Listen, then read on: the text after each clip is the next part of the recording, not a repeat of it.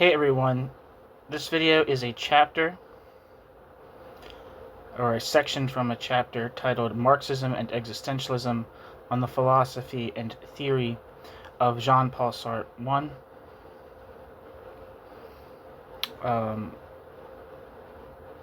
The last section that we read was titled Social Philosophy and Phenomenology, Habermas. The following section is titled Recognition and Sociology.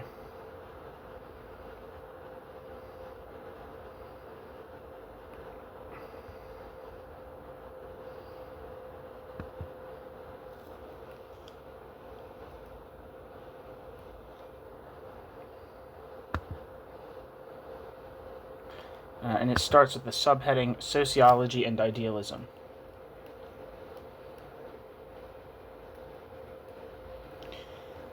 Ritzert's critical sociology also engages with the discourse on recognition. At the beginning of the essay titled Recognition, Self and Society, Anerkennung, Selbst und Gesellschaft, an attempt is made to draw distinctions against the, quote, rote repetition of language games, end quote, and against, quote, Hegelian hypertrophies, end quote. Both are dismissed as irrelevant. Yet Ritzert's talk of the, quote, Hegel language game is accompanied by a naive nominalism that denies the existence of concepts, operating instead solely with nouns. Ritzert's language game bears an affinity to postmodern discourse regarding, quote, narrative. Hegelian concepts such as spirit, the absolute, the idea, and the concept require interpretation in the first instance. This holds true even when adopting a perspective that seeks to update them for the present.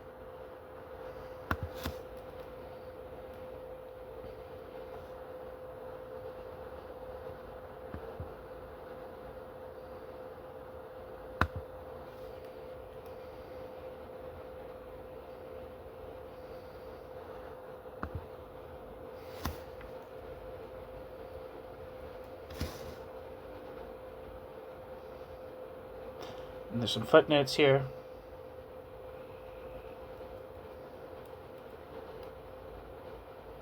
In contrast to Freud, who dispenses with a positive concept of personality, a discussion of this concept is found in functionalist sociological systems theory.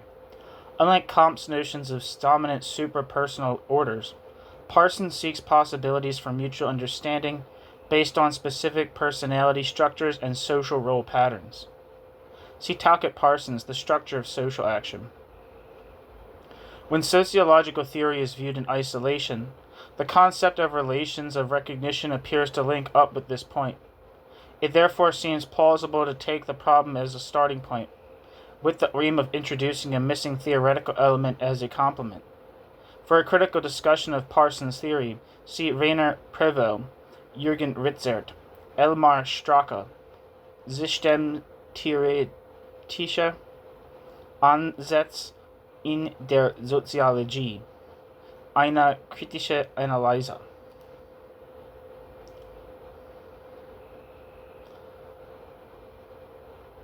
And footnote. See Jürgen Ritzert.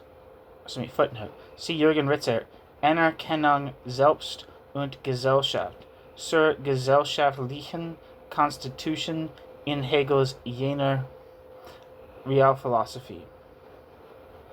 He deserves credit for having, alongside others, once again initiated points of reference for a debate regarding the relationship between sociology and philosophy. And footnote. Ritzert, too, is aware that recognition requires a standard. It must therefore be examined at what point in his exposition he intends to have recourse to this. End footnote. Footnote. The argument is that because Hegel is not interpreted, quote, consensually, Hegel remains unintelligible. Or is he? Ritzert opts for an autonomous reading.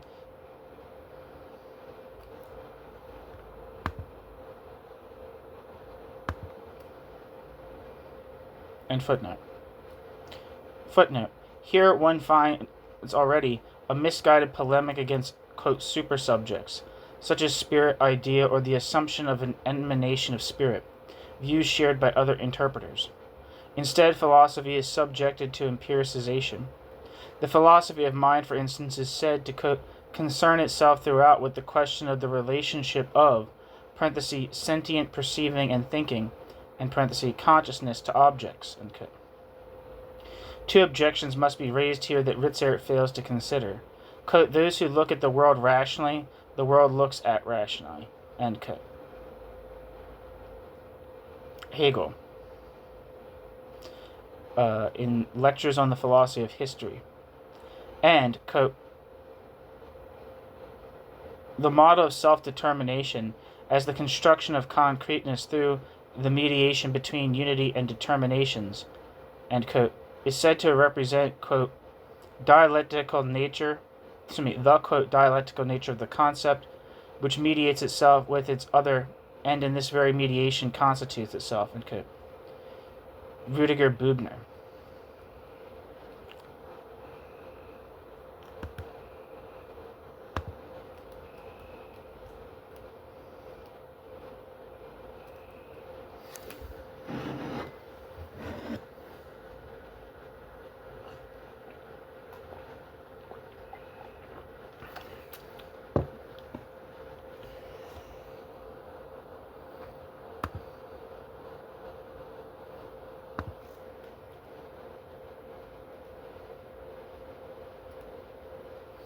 End footnote. Back to the body. The concept of Geist, spirit/mind, is to be read as the I. Geist's fundamental structure is characterized by subject reflexivity. A self-referential relation to the individual, both as thinking I and acting will back upon itself. End quote. Jürgen Ritzert. Yet it is also, totality, a union of moments, end quote. Ritzert. Hegel is essentially a philosopher of principles.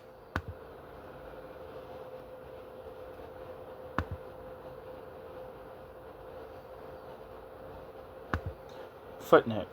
In relation to the sentence that says, the concept of Geist is to be read as the I. Its fundamental structure is characterized by subject reflexivity. A self-referential relation of the individual, both as thinking I and acting will back upon itself. End quote. Says this describes the figure of a reflexive solipsism. The concept of Geist, however, is said to represent something universal. End footnote.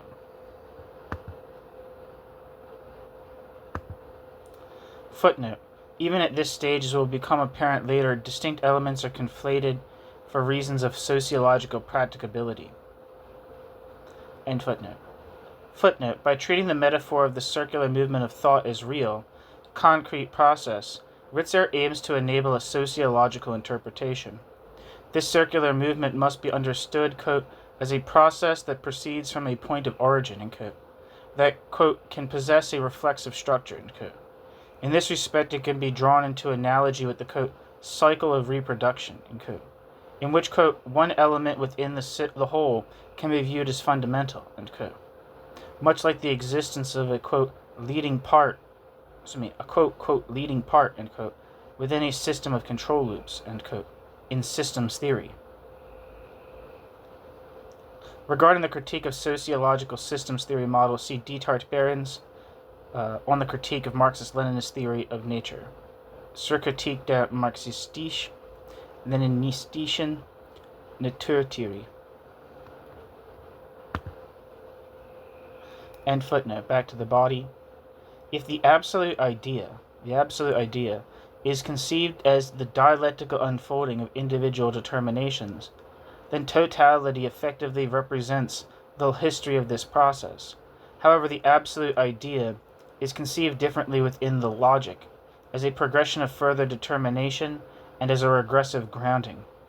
The universal must be envisioned as internally differentiated, and the particular in relation to the other as negative becoming.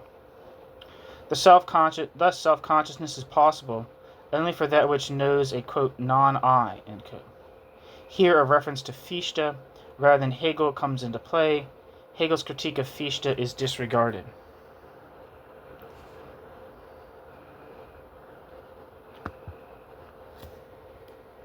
There's some footnotes.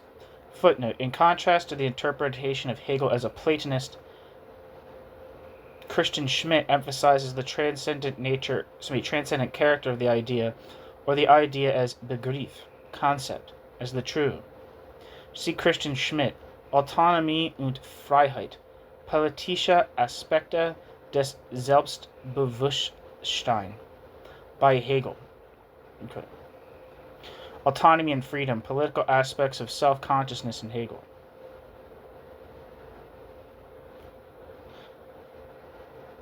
Regarding Platonism in Hegel, see Robert B. Pippin's Hegel's Theorie der modernen Welt, Hegel's Theory of the Modern World,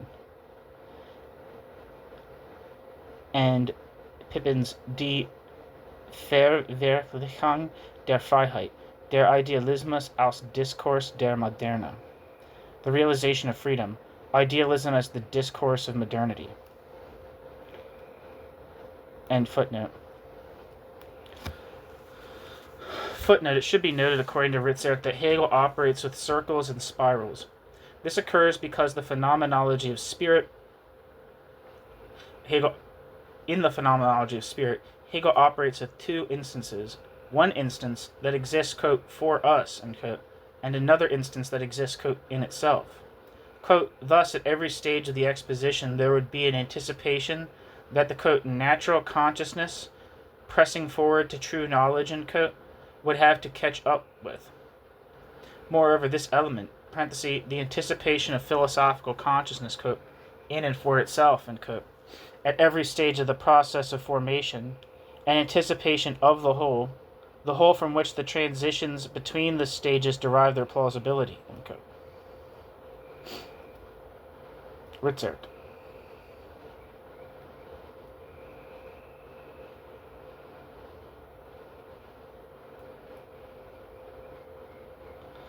The interpretation that this element is decisive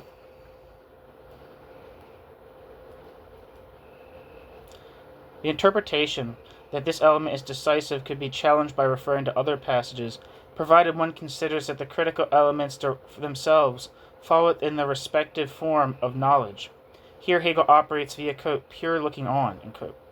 Ritzert makes metaphors for realia, and demonstrates that he has failed to grasp the relationship between natural and philosophical consciousness.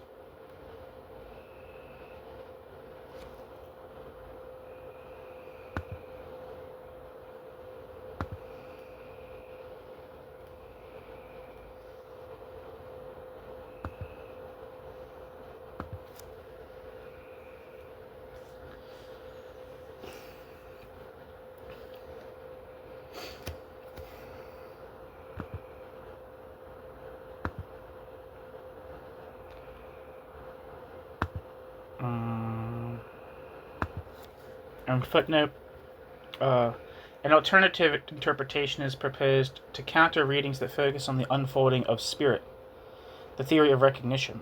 In this contrast, two forms of recognition are introduced, which form the subject of the following analysis. A distinction is drawn between, quote, subject reflexivity, end quote, comprising will and self-consciousness as its elements, and, quote, processes with a reflexive structure, end quote, or, quote, system reflexivity, end quote, concretized as, quote, cycles of reproduction, end quote. The question arises as to how subject reflexivity should be understood if one wishes to avoid subsuming it under the universal. Recognition signifies a specific relationship of the human will. There's some footnotes here. Where am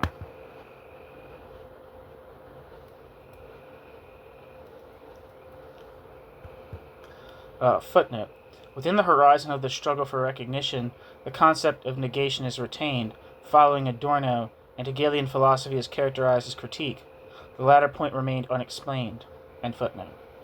Footnote, quote, Hegel's theory of recognition contains observations on the relationship between system reflexivity and subject reflexivity that exhibit a number of noteworthy parallels to Mead's argument regarding the theory of the subject, end quote.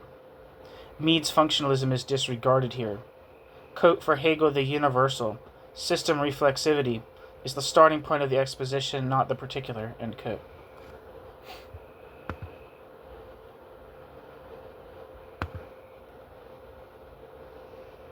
Ritzert. In addition to these, a concept of, quote, general reflection, end quote, is mentioned elsewhere. This, quote, reflection makes the human individual a subject, end quote. Jürgen Ritzert, and that quote's from Jürgen Ritzert, quote, recognition and, quote, concrete freedom on the foundation of a principle of social criticism by Kant, Fichte, and Hegel. It is generally held that the hallmark of modern philosophy, and Hegel's in particular, is the individual's transformation into a subject. See Jürgen Ritzert, Sociology of the Individual at Introduction. End footnote.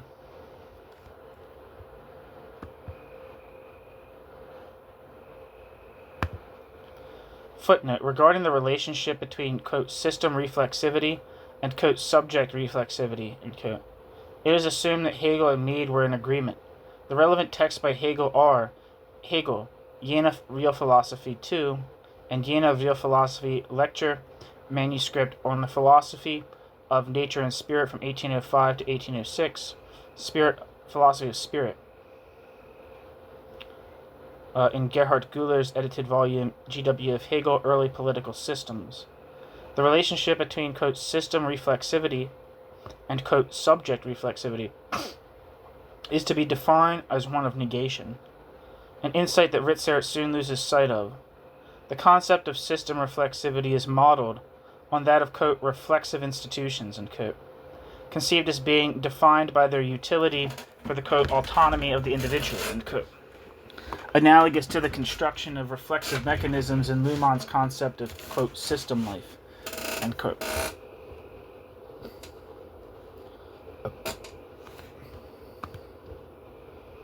End footnote. Back to the body. Recognition signifies a specific relationship of the human will, while simultaneously highlighting the importance of human interaction. Recognition possesses both a social significance and a significance as, quote, pure recognition, end quote. Quote, pure recognition signifies an ideal concept of human interaction, end quote. Ritzert. It is characterized by, quote, fundamental normative concepts, end quote. It is intended to serve as an ethical principle and simultaneously as a, quote, principle of critical theory of society, end quote. Ritzert.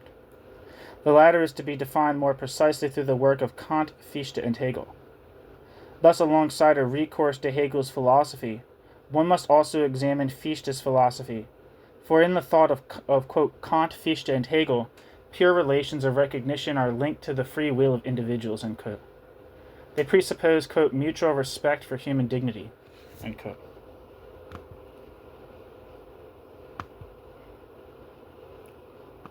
Ritzert.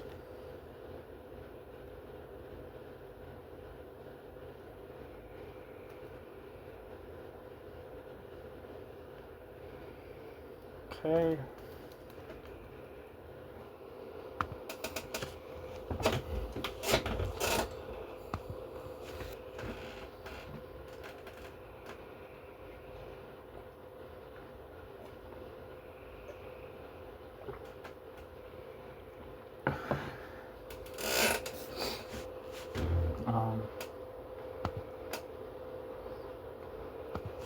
Footnote, the relationship of one free will to another serves as the starting point for the, quote, idea of recognition, end quote. Jürgen Ritzert, Soziophilosophie und Gesellschaftstheorie. The university of the will is said to follow from this, quote, that will which has itself within the free will of all others as its own, quote, object and content, end quote, is at once self-referential and universal, end quote. This is a form analogous to that of the universal equivalent as discussed in the analysis of the value form. Quote, however, the will of an individual, end quote, could also be, quote, described as universal in the sense of Kant's categorical imperative, if some empirical maxim of a person could be conceived as the principle of a universal legislation, end quote. As in Neo-Kantianism, the attempt is made here to empiricize a formal principle. Quote, legislation is such, end quote. Insofar as mind and language are placed in relation to one another, it is possible to abstract from both, for free will is a, quote, relational type of self-relation, end quote. Jürgen Ritzert. Footnote. And this footnote is in relation to the sentence, recognition signifies a specific relationship of the human will while simultaneously highlighting the importance of human interaction.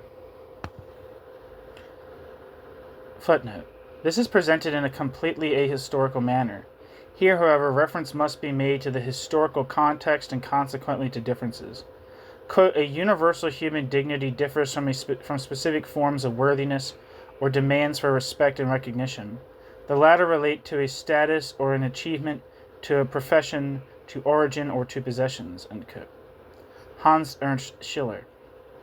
Human dignity must therefore be regarded as an instrument of exclusion well into the modern era.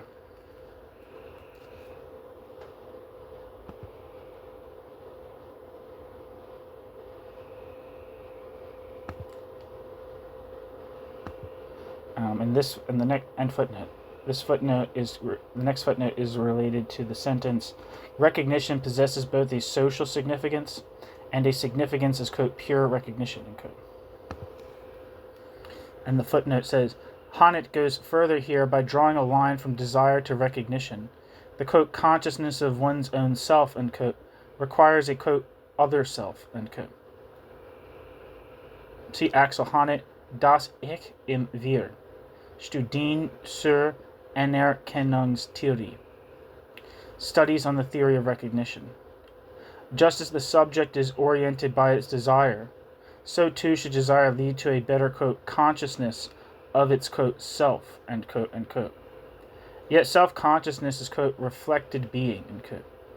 To put it clearly, quote, in, quote, desire, the individual assures itself of itself as living as living consciousness, end quote. The recognition of the other, i.e. the negation of the self, and the assumption that what applies to the individual also applies to the other, are reciprocal to this act of recognition. What is overlooked is that this figure, insofar as it appears in Hegel, is primarily a commentary on Locke.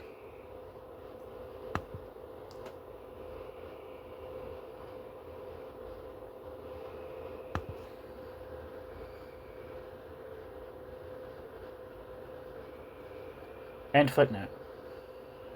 Footnote. The picture Ritzert paints of, quote, pure recognition, and, quote, conceived as normative and as a Aufhebung, sublation, reflects an overly simplistic notion. Sticker contradicts this view by pointing to the skeptical passages in the Phenomenology of Spirit. See Martin Sticker, Hegel's Kritik der Anerkennungsphilosophie. Die Aufhebung verwirklichter Anerkennung in der Phänomenologie des Geistes. Hegel's critique of the philosophy of recognition, the sublation of realized recognition in the Phenomenology of Spirit.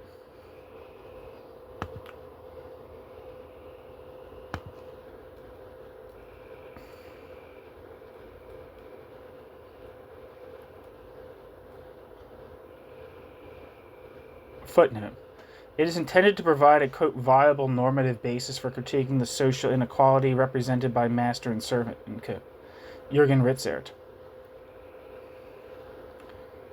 In the piece, quote, recognition and, quote, concrete freedom, on establishing a principle of social critique through Kant, Fichte, and Hegel. Quanta, I think it's Michał Quanta, represents a different interpretation of pure recognition with reference to the, quote, Lord and Bondsman, end quote, section of the Phenomenology of Spirit. See Michał Quanta, Der reine Begriff des Anerkennens.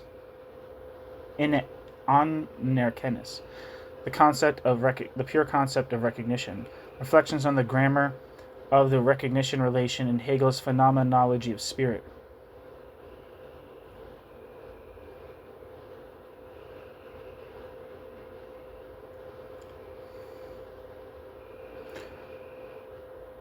Quanta draws upon the concept of spirit as Hegel's, quote, ontological thesis, unquote.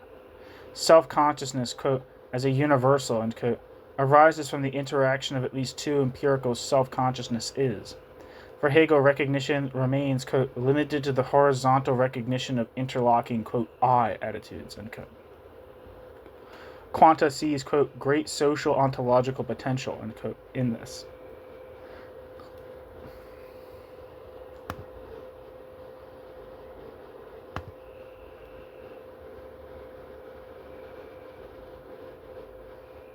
And the next footnote is in relation to the sentence.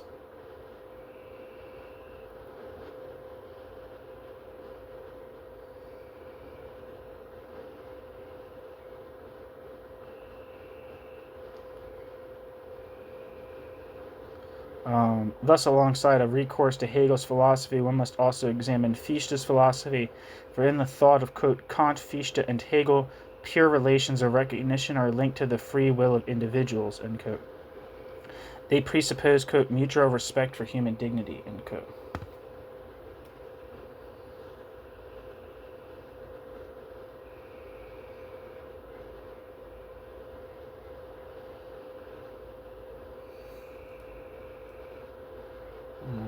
Footnote. Mutual respect is the principle here. The pure will as a resultant serves as the starting point for the general will. Regarding Fichte, see Johann Gottlieb Fichte, Grundlage des Naturrechts nach Prinzipien der Wissenschaftslehre. Foundations of natural right according to the principles of the Wissenschaftslehre.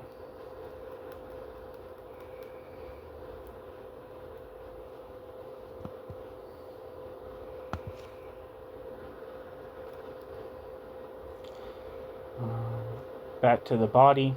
Before addressing Fichte, however, it is necessary briefly to examine a few elements of Kant's, quote, critique.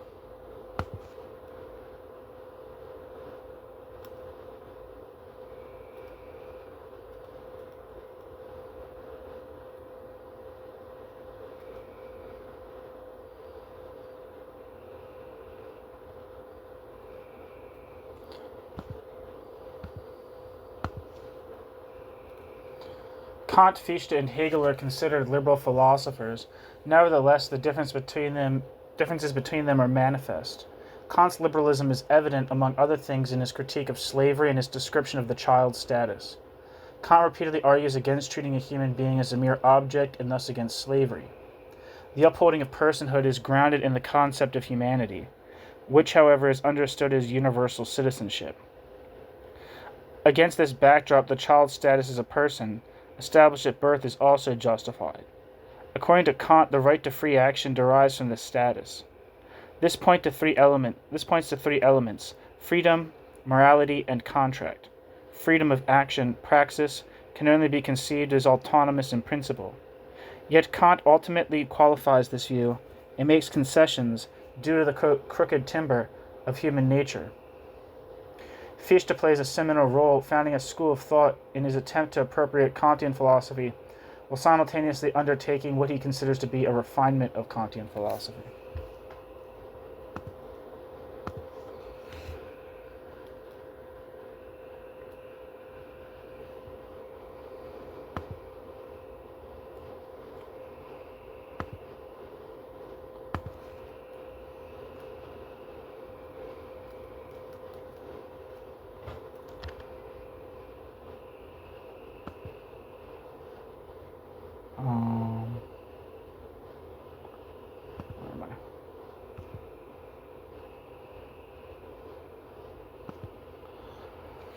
Footnote, see Critique of Practical Reason and the Anthropological Political, see Critique of Practical Reason, and the Anthropological, Political, and Philosophy of History writings.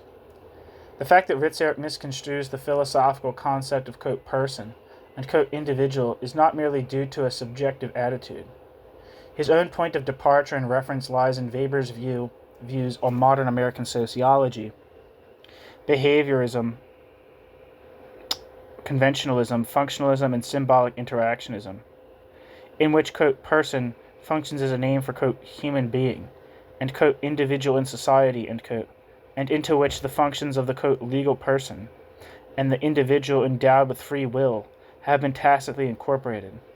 This does not change even if the concept of, quote, person is replaced by that of, quote, subject, provided both terms refer merely to the individual.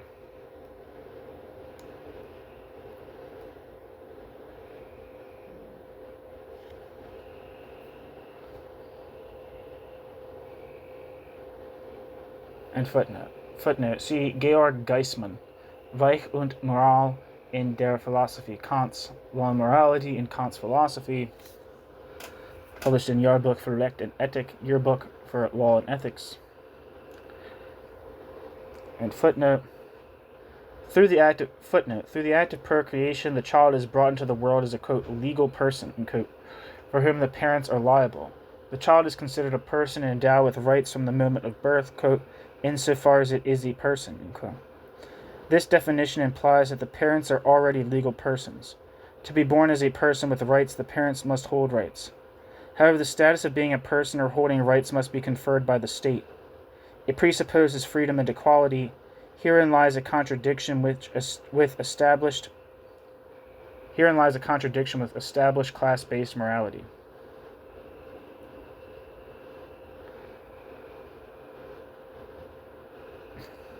And footnote. Footnote, quote, as a legal person, which he is by virtue of his humanity, man has the right to any external action whatsoever, provided it can coexist with everyone else's external freedom in accordance with the universal law. ... For Kant, therefore, honnête vivre, live honorably, signifies the legal duty not to make oneself, or allow oneself to be made, into a mere thing through the external exercise of one's freedom in relation to others. End quote.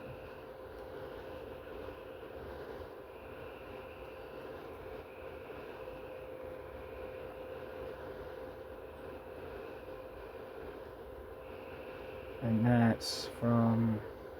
Where's that quote from?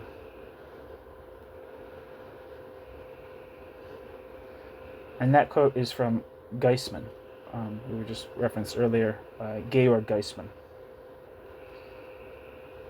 The recourse to Locke's state of nature is evident here. See,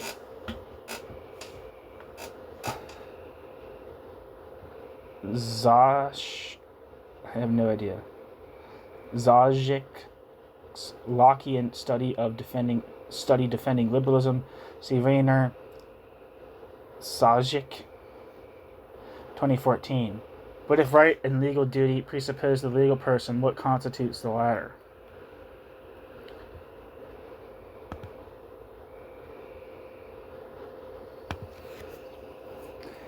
This is regarded as a transcendental idea. It is also posited as, quote, absolute spontaneity, end quote. Freedom of the will then signifies a, quote, independence of the power of choice from necessitation by impulses of sensibility, end quote. Kant. Quote, self-determination of the agent, end quote. So, where am I at? So I'm getting lost here. This footnote is in relation to the phrase, this points to three elements, freedom, morality, and contract. This footnote comes after the word freedom, because I'm guessing it's about freedom. So this, I guess freedom, is regarded as a transcendental idea. Freedom is also posited as, quote, absolute spontaneity, end quote. Freedom of the will then signifies a, quote, independence of the power of choice from necessitation by impulses of sensibility, end quote. Kant. Quote, self-determination of the agent, end quote. And a relational self as agent as its presupposition. See in this regard Herbert Schnedelbach's Vernunft und Geschichte, Reason and History. For Potthast, however, the proofs of freedom remain inadequate. See Ulrich Potthast. Die Unzulänglichkeit der Freiheitsbeweise. End footnote.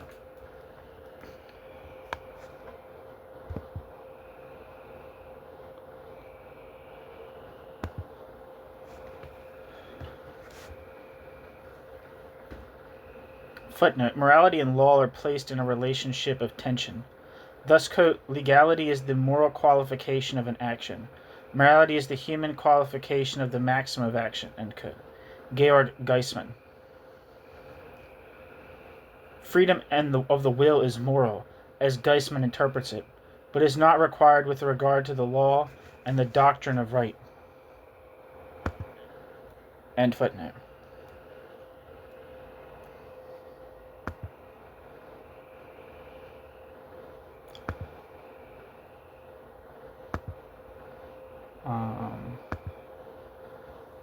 End footnote. Footnote. The contract presupposes first and foremost, quote, reciprocity between the partners, end quote. Rüdiger Bübner. Geschichtsprozesse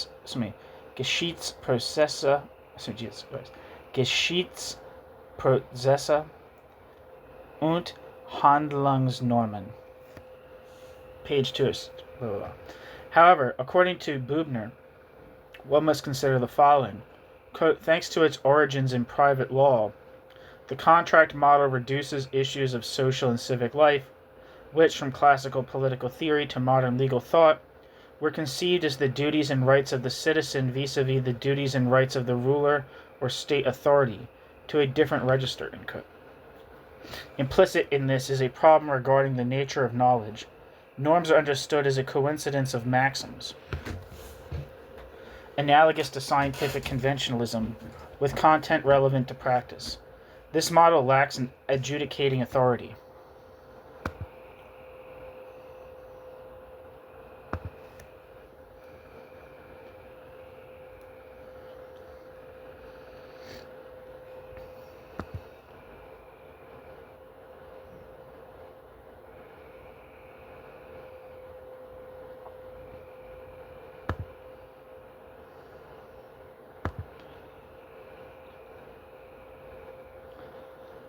Footnote. Regarding human being, Kant states, quote, nor do human beings proceed according to an agreed upon plan as rational cosmopolitans, end quote. Kant.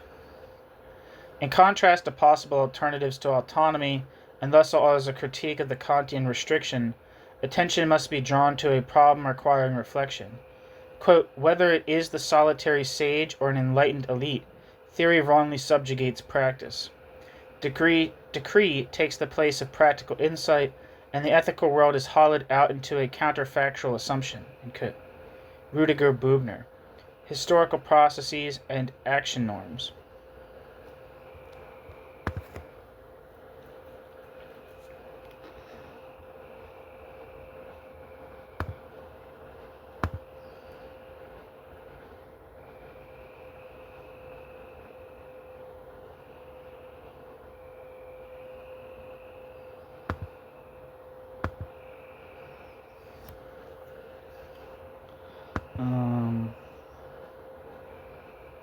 Footnote. For an introduction to Fichte, see Wilhelm G. Jacobs, Johann Gottlieb Fichte, a biography. End footnote. Footnote. In contrast to rational psychology, Kant argued the following in the Paralogisms. If the thinking subject can be identified as a logical one, where am I?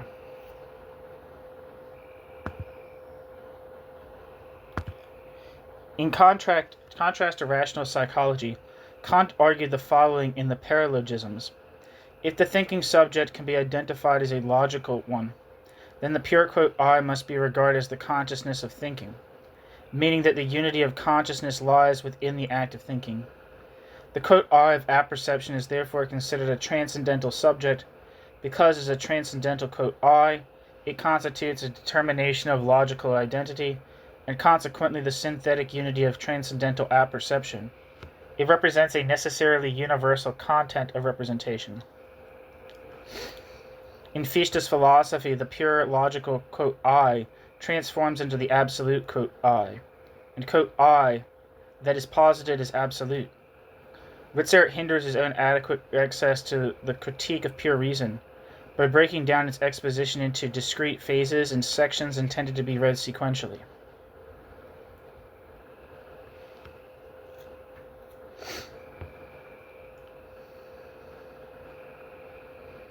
Regarding Fichte, see also Jürgen Ritzert, Subjekt und Person, zur Philosophie der Anerkennung und zur Soziologie des Individuums, Subject and Person on the Philosophy of Recognition and the Sociology of the Individual, from 1991. Tom Rockmore offers an interpretation that goes even further than Ritzert, albeit problematically, by interpreting Marx as a Fichtean. See Tom Rockmore, Heidegger und die Französische Philosophie,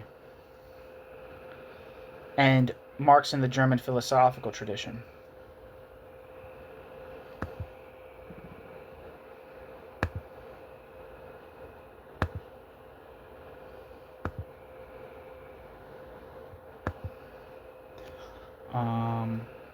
And footnote.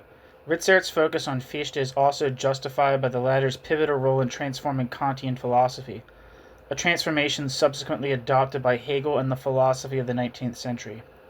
Quote, that Hegel allowed his interpretation of Kant to be dictated by Fichte, and that Fichte's interpretation of Kant is a reinterpretation. These are well-known facts, end quote. Walter Brücker. Preface. In Introductory Die Kant-Kritik des jungen Hegel, the young Hegel's critique of Kant. End footnote. Okay, back to the body.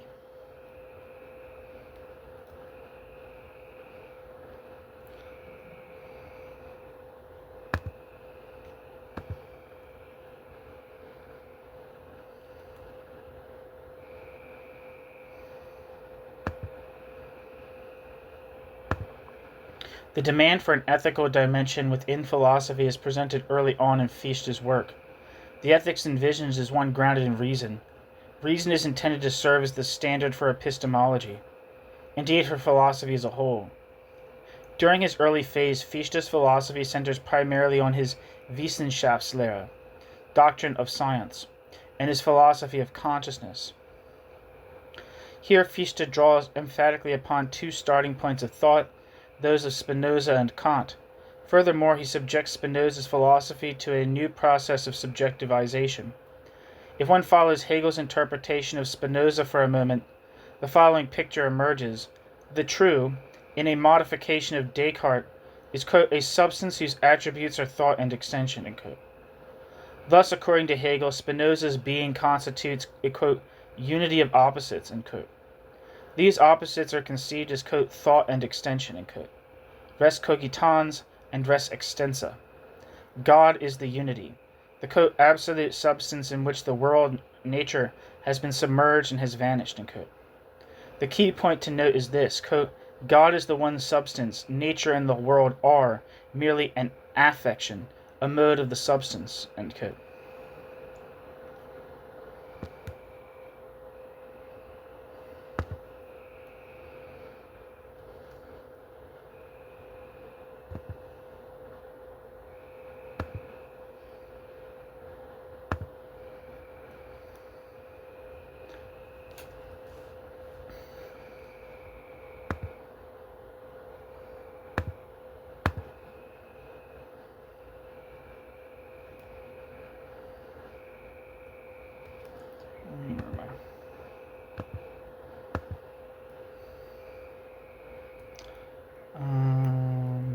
So there's footnotes here.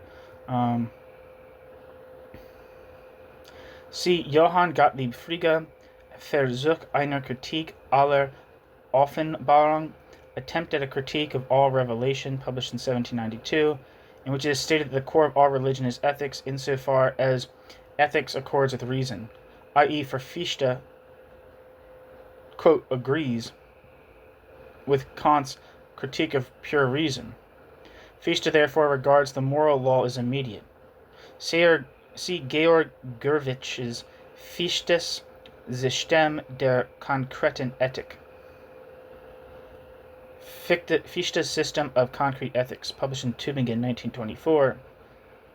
See General Introductory Works, Manfred Boyn, Fichte, Johann Gottlieb, in Bernd Lutz's edited volume, Metzler, Philosophien Lexikon, published in 1995, second edition.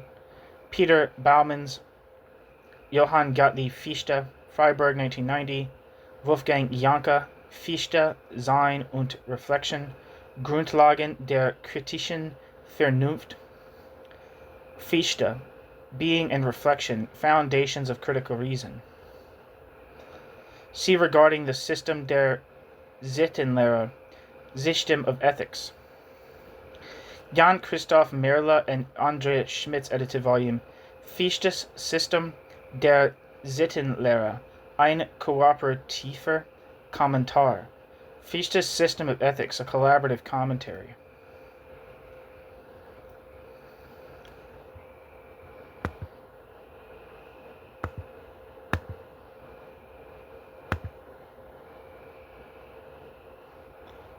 Footnote. See Johann Gottlieb Fichte, Grundlage der gesamten Wissenschaftslehre, Foundation of the Entire Doctrine of Science, published in 1794. According to Martin Buebner, Fichte's conception aims to present science, quote, through a seamless derivation from an ultimate principle. Philosophy is the doctrine of science, is the science of science in general, end quote. Martin Buebner. The concern, therefore, is the, quote, system of knowledge, end quote, which is assumed to be given. Furthermore, his argument aims to determine the status and locus of thought. Quote, transcendental philosophical reflection mediates between content and form, the human mind and the philosophical, Wissenschaftslehre, doctrine of science, end quote. This reflection necessarily relates to the, quote, general structures of the human mind, end quote. Rüdiger Buebner. Insofar as Fichte makes recourse to history, it is conceived as the, quote, philosophical history of the human mind coming to itself as a system, end quote.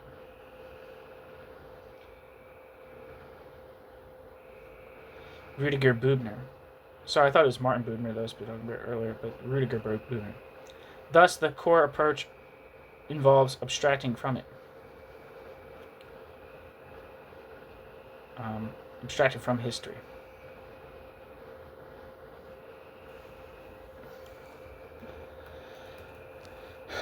End footnote.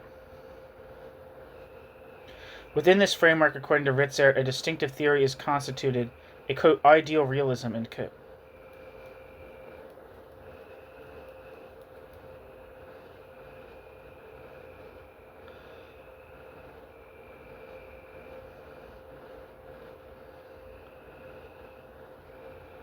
Footnote. And this is says the attributes belong to the substance. The understanding grasps the attributes as the, quote, essence of the substance. Each is the, quote, content of the substance, but only in a specific form, end quote. The mode, on the other hand, the affections, denotes a determination by something else.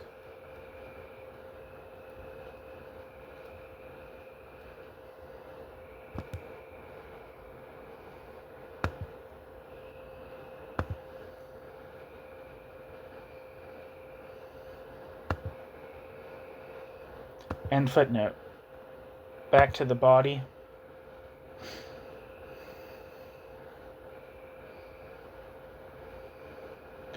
The focus of the analysis is the, quote, I as reflection.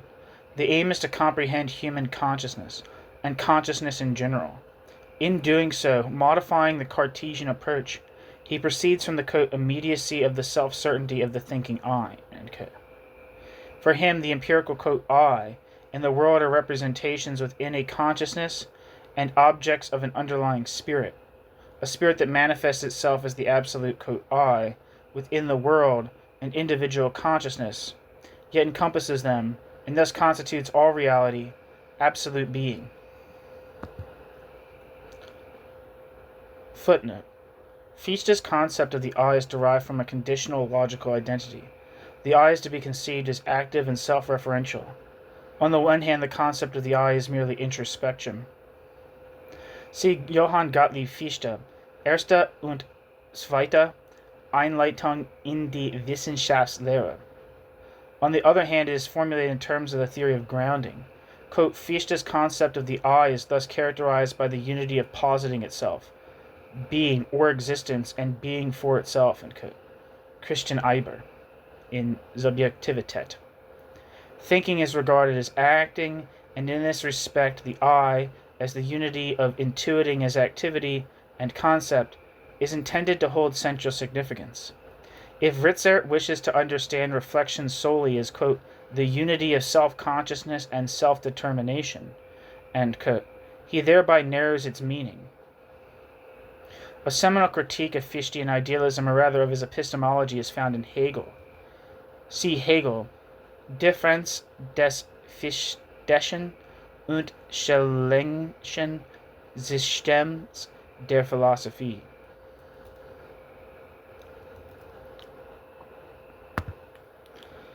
End footnote.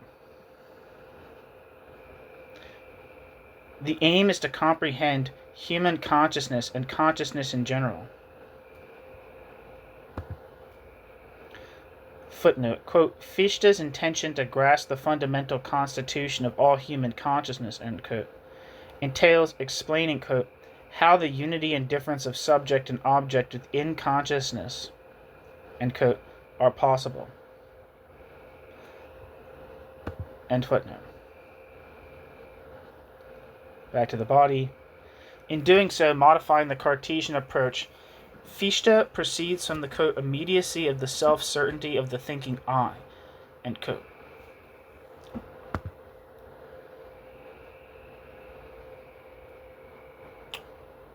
Ritzert.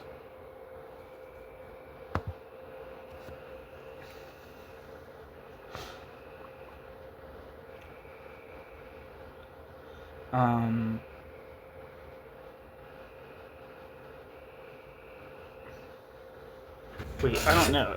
Fuck this up. Let me start this paragraph over. The focus of the analysis is the, quote, I as reflection. The aim is to comprehend human consciousness and consciousness in general.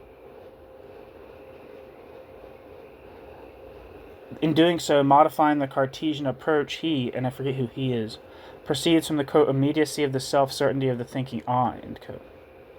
For him, the empirical, quote, I, and the world of representations within a consciousness and objects of an underlying spirit, a spirit that manifests itself as the absolute, quote, I, within the world and individual consciousness, yet encompasses them, and thus constitutes all reality, absolute being.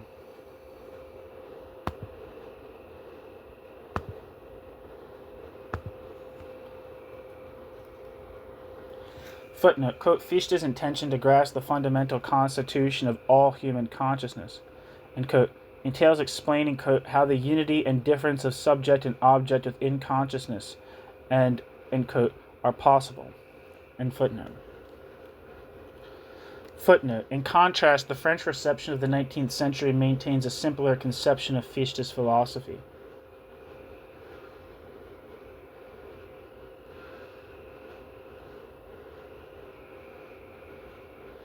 Regarding Fichte as a student of Cousin, I think it's Victor Cousin, Aspang notes, quote, Fichte's transposition of the Spinozist causa sui into the, quote, I equals I, end quote, seemed to Fichte an equally important element, end quote. Michel Aspang, in the work, in the piece Die Wirkung der Fichte Reception.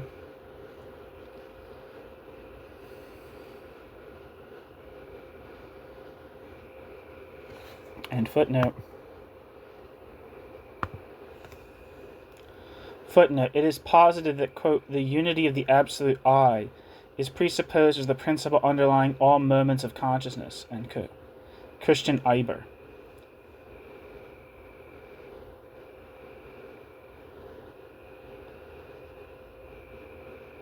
For him, and I'm assuming him is Fichte, I'm not sure. It says just this for him. I'll just say for him. For him, therefore, the world is merely the quote other of consciousness.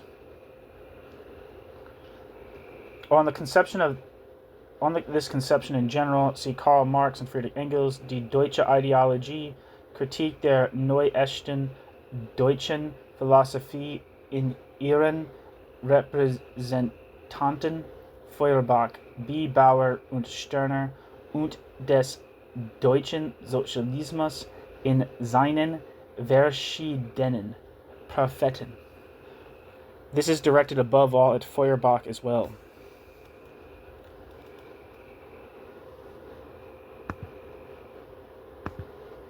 Footnote: being is conceived on the one hand as eternal and without origin, and on the other as dynamic.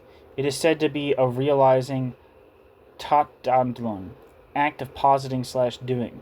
In Ritzert's account, however, the Tathandlung is understood as the self-constitution of the subject.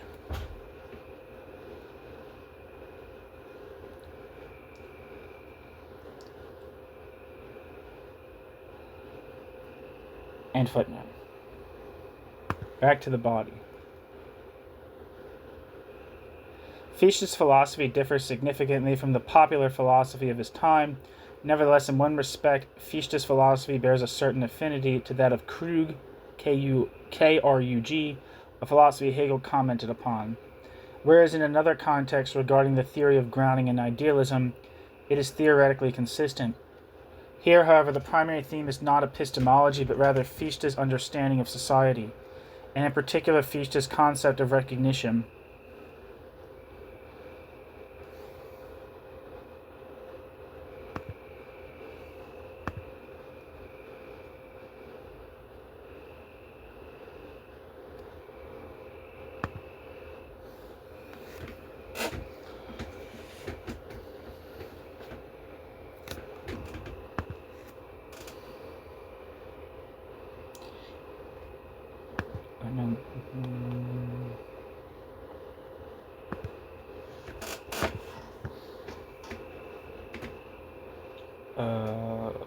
Footnote. In quote, our consciousness, there is, so the argument goes, an original transcendental synthesis between the real and the ideal, and the system that acknowledges and asserts this transcendental synthesis is what he calls transcendental synthesism, which is thus transcendental realism and transcendental idealism in inseparable union, end quote. Regarding the synthesis in more detail, it is stated, quote, the original synthesis is consciousness. Consciousness is not the I, but is in the I, end quote. Quote, the original synthesis is consciousness. Consciousness is not the I, but is in the I, end quote. The I is therefore treated quasi as a thing.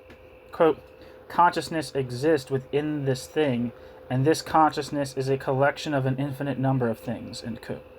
Hegel, in the piece How Common Sense Views Philosophy, is illustrated by the works of Mr. Krug. And footnote.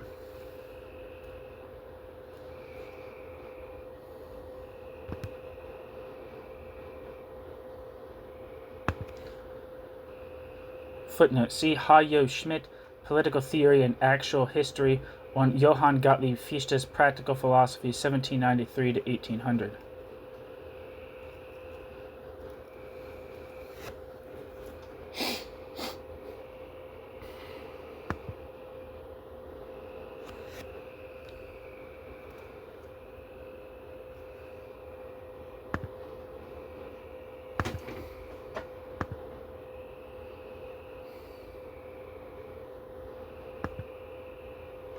Back to the body.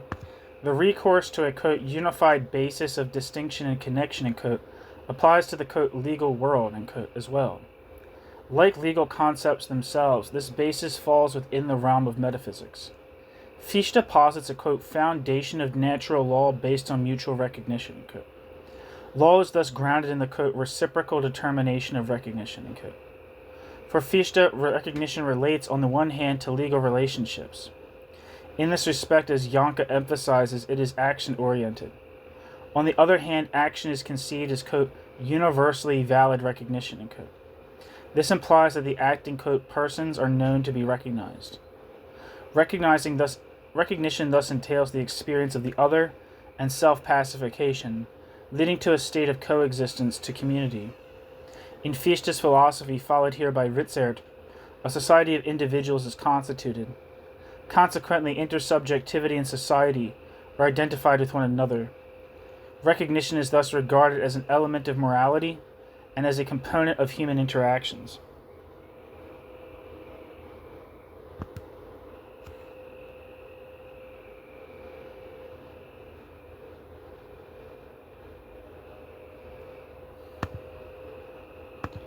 There's some footnotes here. In accordance with the Lockean definition of the foundations of a society of property owners, the principle holds that the, quote, arbitrary will of individuals, end quote, Willkür der Einzelnen, leads, through mutual limitation, to the determination of a legal ground. Man is said to be, quote, free by nature, end quote.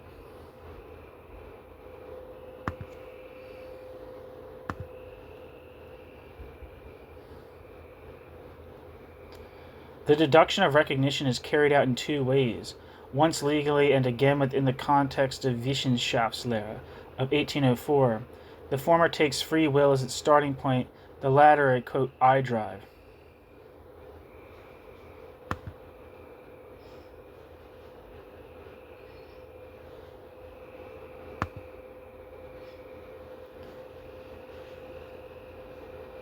Footnote. The reference to the French Revolution precedes the reference to legal relations. See Michel Aspin, Die Wirkung der Fichte-Rezeption auf das Revolutionsverständnis. The impact of the reception of Fichte on the understanding of the revolution, in Manfred Boer et al.'s edited volume Deutscher Idealismus und Französische Revolution, Schriften aus dem Karl-Marx-Haus, published in Trier, 1988. Aspin documents the history of Fichte's reception in 19th century France, contrasting it in part with the German reception. See Richard Schottky's Studies on the History of Contract Theory and Political Philosophy in the 17th and 18th centuries.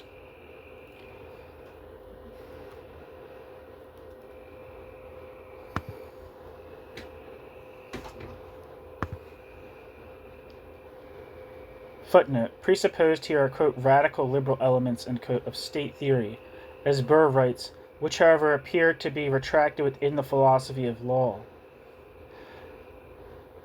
See Manfred Boer, Die Philosophie Fichtes und die Französische Revolution, Fichte's Philosophy and the French Revolution. In Manfred Boer et al.'s Deutscher Idealismus und Französische Revolution. The fact that Boer interprets Fichte as a figure parallel to Robespierre seems less significant than the observation that Fichte too draws upon Rousseau. Quote, in Emile, the right to freedom is understood primarily as the right to property, in Du Contrat Social. By contrast, the right to existence takes precedence, with the right to property and thus in general the right to freedom being subordinate to it. End quote.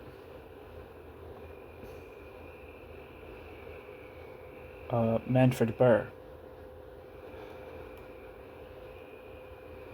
On this, see also Hans-Jürgen Verweyen, Recht und Sittlichkeit in Johann Gottlieb Fichte's Gesellschaftslehre, Right and Morality in Johann Gottlieb Fichte's Social Theory.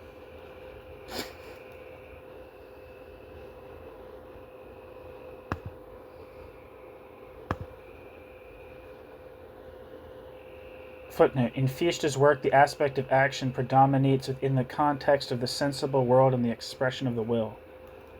End footnote. Footnote. The circularity involved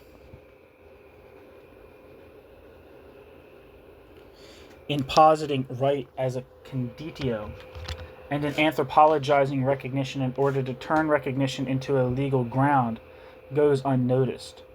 This applies to Ritzert as well.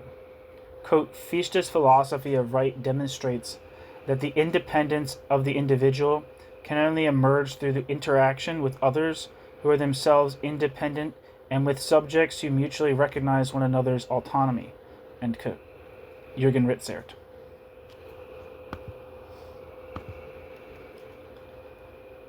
Footnote, and this is in relation to the sentence, consequently, intersubjectivity and society are identified with one another.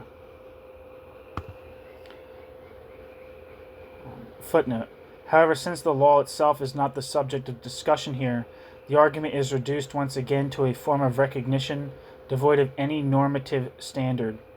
Consequently, it must be regarded as an ideological regression to Rousseau. Gobineau illustrates that such recognition, lacking an external standard, can also have a flip side that points back to the concept of social states, even if these are presented anew in biologistic terms. See Joseph Arthur de Gobineau, Essai sur les inégalités des races humaines. I think that's right. Essay on the inequality of the human races. I know he's like a big, important anti-Semitic figure. Footnote. Elsewhere, however, the concept is used. What concept? This is in reference to the sentence, recognition is thus regarded as an element of morality and as a component of human interactions. And the footnote says, elsewhere, however, the concept recognition is also reduced to a subjectivist interpretation.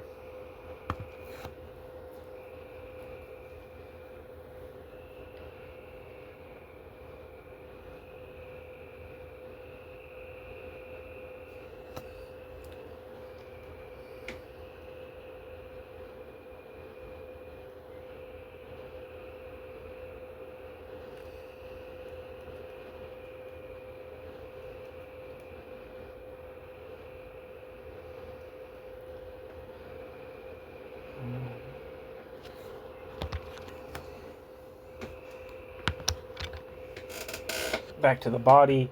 In such a community, quote, total freedom is said to be superseded.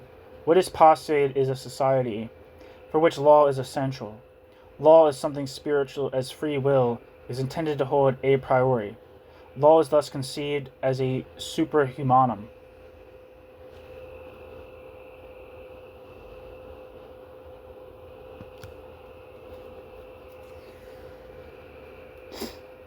Footnote, the aim is to establish on the one hand a limitation of the will and on the other community, i.e. the quote, union of opposites into one. End quote. Janka, and that quote's from Wolfgang Janka.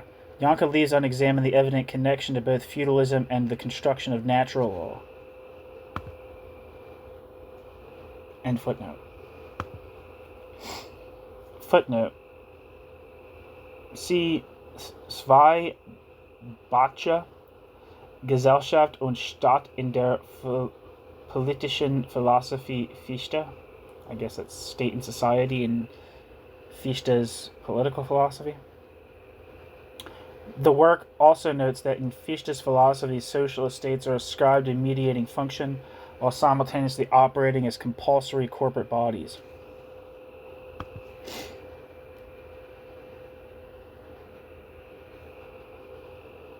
End footnote.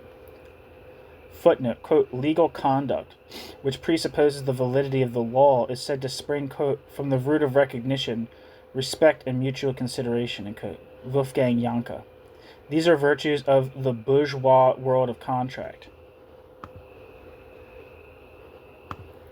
Footnote, through the exercise of freedom of the will, freedom, the quote I, the other, recognition, and reciprocity are supposed to emerge from the workings of practical reason. The quote I and recognition are conceived as mutually presupposing one another. This also implies that the distinction between natural law and contract law is erased. End footnote. Back to the body. If the quote I is presented as will, recognition, intended in order to order the quote primordial existence of empirical individual I's, end quote, accrues to it as a concomitant element. Insofar as freedom appears as immediately posited, morality and legality diverge. Morality finds its expression in Sittlichkeit, ethical life. Recognition can then only be postulated. The following construction appears to be at work. Because reciprocity exists, recognition is possible. Because recognition exists, reciprocity must be presupposed.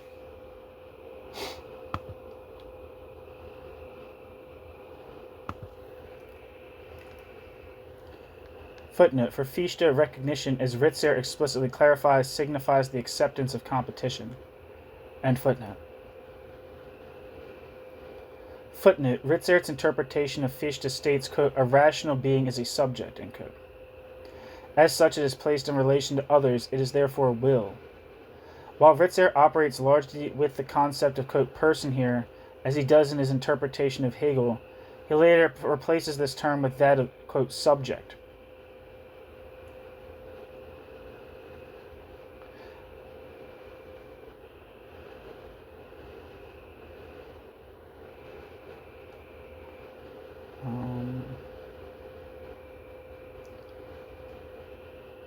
See also Jürgen Ritzer,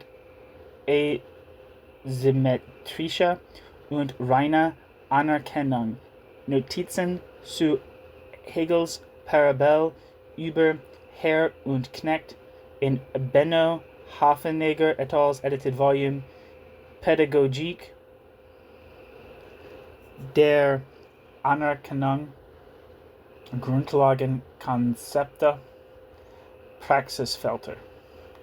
Nevertheless, for him, and I'm guessing this is Jürgen Ritzer, this signifies nothing other than individual, quote, I. Undeniably, this involves projecting a modern concept derived from bourgeois society back onto historical circumstances.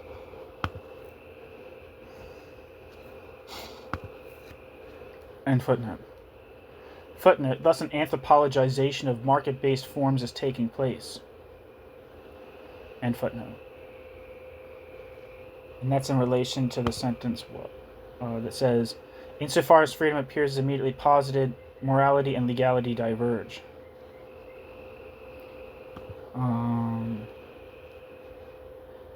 And footnote, quote, recognition by contrast directly establishes the condition for a formal reciprocal determination inter subjectos, which is built upon mutuality, end quote.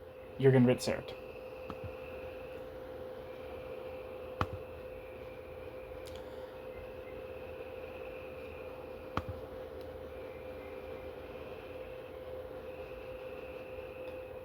And footnote, back to the body. For Fichte, morality and recognition are distinct elements, each with its own specific relation to law, one relating to, quote, being in the world, and, quote, the other to morality. Talk of the pacification of citizens implies a negative anthropology, which is a hallmark of a specific kind of, quote, non-recognition, end quote. The separation of morality and legality also entails that the latter remains open to interpretations, such as conceiving of law as a technique, whereas the former remains reduced to the conceptualization of the movement of freedom. Yet, as Janka emphasizes, quote, recognition sensu stricto is merely the active respecting of other legal subjects, end quote. Janka. This points toward society. In this context, law serves, quote, to prepare for the rule of morality, end quote.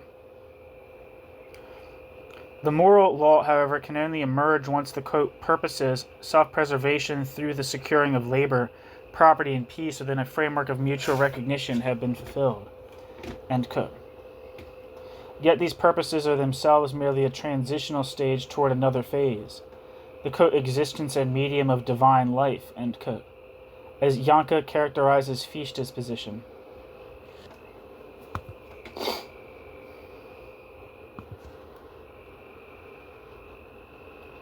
Footnote. With regard to law, the late Fichte pays homage to absolutism in a manner relevant to his times by presenting coercion as an element of law concerning external action. This legal coercion is said to rest on recognition by those affected and to avoid, quote, the hindrance of freedom, end quote. In this respect, the late Fichte returns to Hobbes, the recognition of superior force, and the a posteriori status of the law vis-a-vis force. It is therefore consistent for Fichte in his Rechtslehre, doctrine of right, to draw upon the concept of the civic contract found in Hobbesian natural law. The oscillation between natural law argumentation and feudal absolutist elements is evident.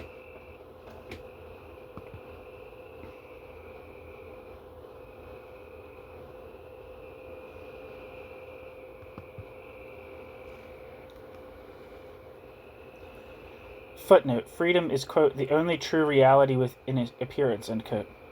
For, quote, the being of God outside himself is consciousness. Thus the world of free individuals is an expression of divine freedom, end quote. See Johann Gottlieb Fichte, Staatslehre oder über das Verhältnis des Urstaates zum Vernunftreiche. 1813. Doctrine of the State, or on the relation of the primordial state to the realm of reason. End footnote. Footnote.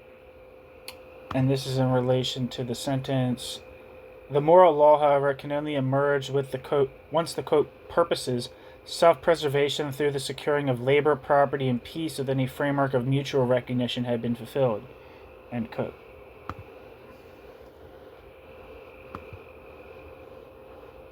And the quote is from Wolfgang Janke.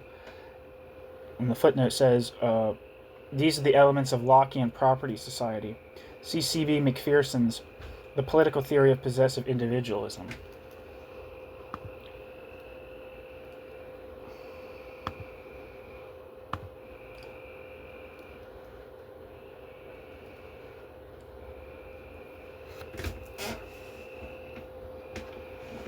And footnote. The image Janke paints, which partly elevates Fichte and is also found in similar form in Ritzert's work, nevertheless has a directly social dimension. This becomes evident in Fichte's treatise on the closed commercial state, Der geschlossene Handelsstaat. This state is conceived as an autarkic state based on reason, equipped with a harmonized economy that meets all needs. The text marks a decisive shift away from the early Fichte's concept critique of absolutism. Fichte now pins his hopes on a reformed Prussia.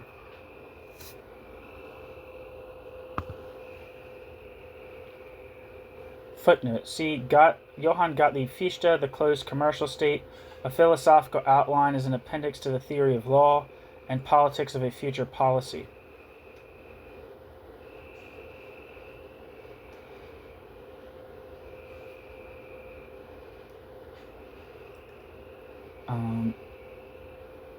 In the new edition, edited by Fritz Medicus, published in Leipzig, 1922.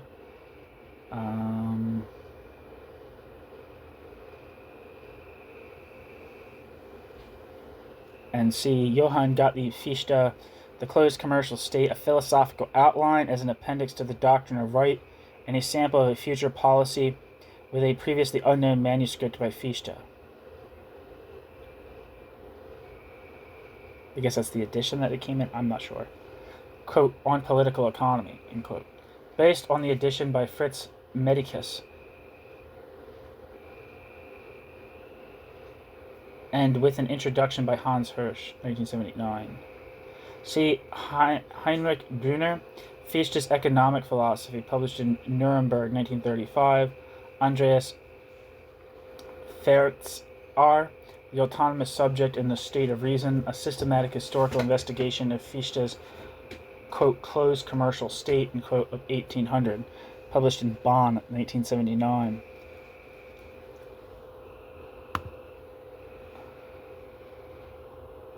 End footnote. Footnote. See Johann Gottlieb Fichte, Contribution to the Correction of Public Opinion on the French Revolution. In Johann Gottlieb Fichte, Writings on the Revolution, edited by Bernd Wilms. In regarding the historical context, see Andreas Fertzar, Das autonome Subjekt. Emphasis is placed on the fact that the sanctification of property found in the constitutions of revolutionary France is also a principle for Fichte.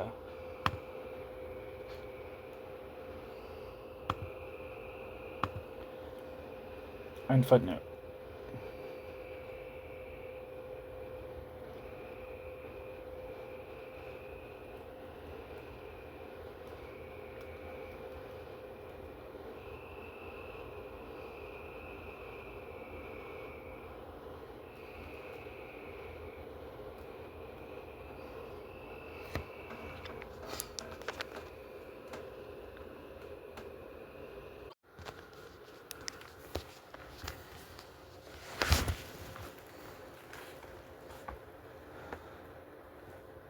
Back to the text. The book, Closed Commercial State,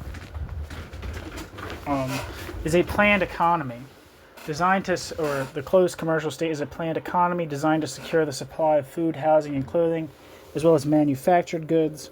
The closed commercial state also envisages an independent merchant class. Given the assumption of an agricultural surplus, the resulting free time creates space for education. The state based on reason is also intended to regulate the distribution of necessary branches of labor. There's a couple footnotes here. Footnote, contractualist and utopian thinking converge therein. See Richard Zaga, Zur Konvergenz von kontraktualistischem und utopischen Denken in Johann Gottlieb Fichte's Der geschlossene Handelsstaat. In Meinecke Neugebauer Volk, Richard Zaga, Die Politisierung des Utopischen im 18. Jahrhundert. And footnote. Footnote, the, quote, centrally planned economy, end quote, is not intended to, quote, lay claim to the entire energies of its citizens, end quote.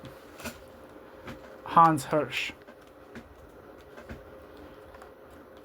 End footnote.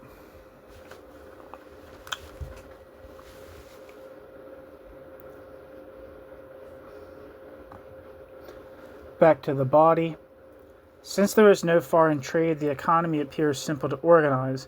Although the system is oriented toward meeting needs, money is not dispensed with. Fichte propounds a theory of money as a sign or a symbol. For him, this implies that gold and silver should merely be commodities. In this respect, it is clear that Fichte seeks to distinguish his position primarily from economic liberalism. Parenthesis, Adam Smith, end parenthesis.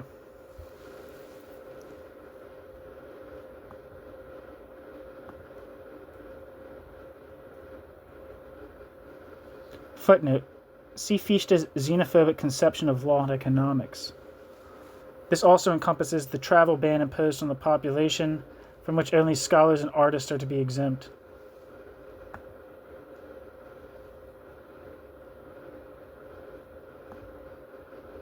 End footnote, back to the body. The concept of freedom appears to be closely linked to property, yet precisely here there are modifications that tend toward making property dynamic.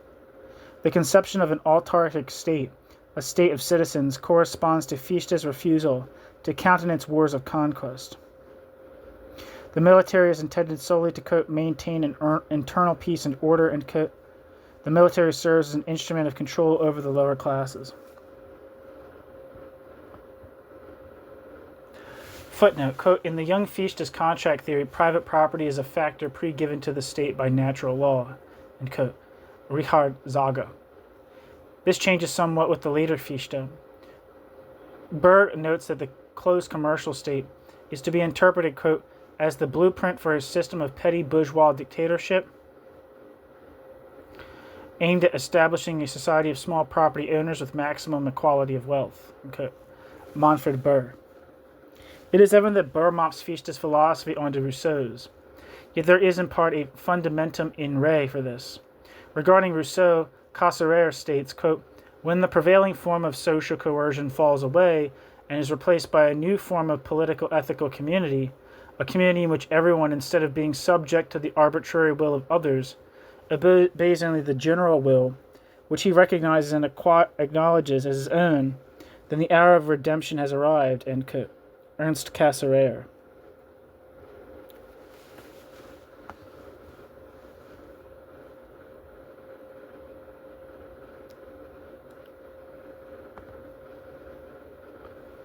Footnote. The concept of property as a, quote, right to free activity, end quote, is differentiated into, quote, freedom, right, and property, end quote, which are conceived as united into a single whole and which also encompass the right to work.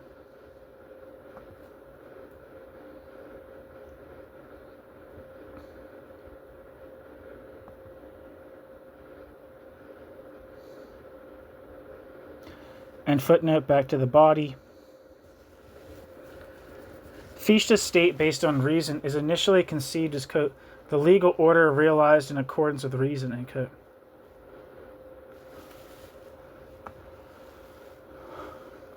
And that quote's from Hans Hirsch. Law, the individual, and recognition are posited as realized elements within this order. However, the very way they are related to one another proves problematic, as Fichte thereby reverts to the model of the, quote, property owner state, end quote. When Fichte suggests that his conception of the rational state leads to a, quote, entirely new nation, the tendency becomes apparent toward a state that is simultaneously liberal and totalitarian, albeit one allowing for some latitude. By emphasizing the ethical dimension of society, Fichte takes a step that brings theology and secularization close together.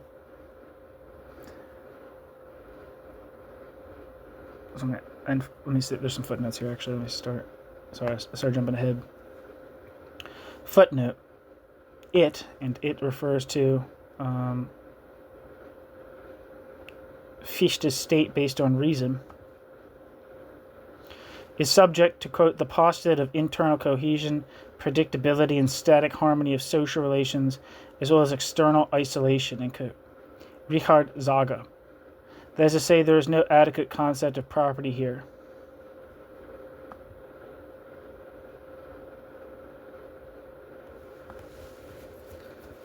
And footnote. Fichte fails to recognize the contradiction between a liberal legal order, which ought to present itself as independent and unambiguous in its adjudication, and the assumption of a community as the legal foundation from which individual freedom is to be released. End footnote.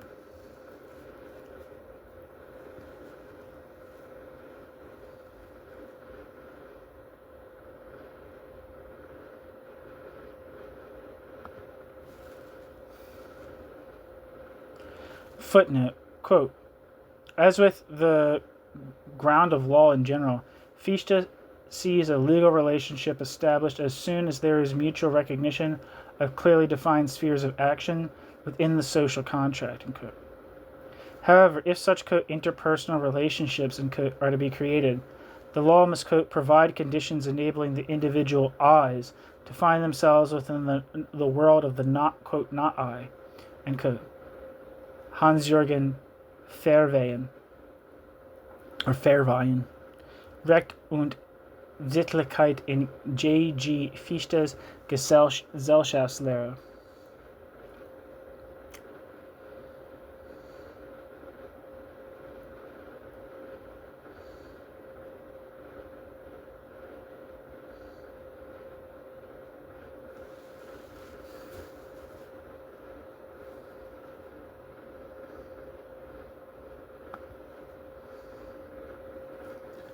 And footnote.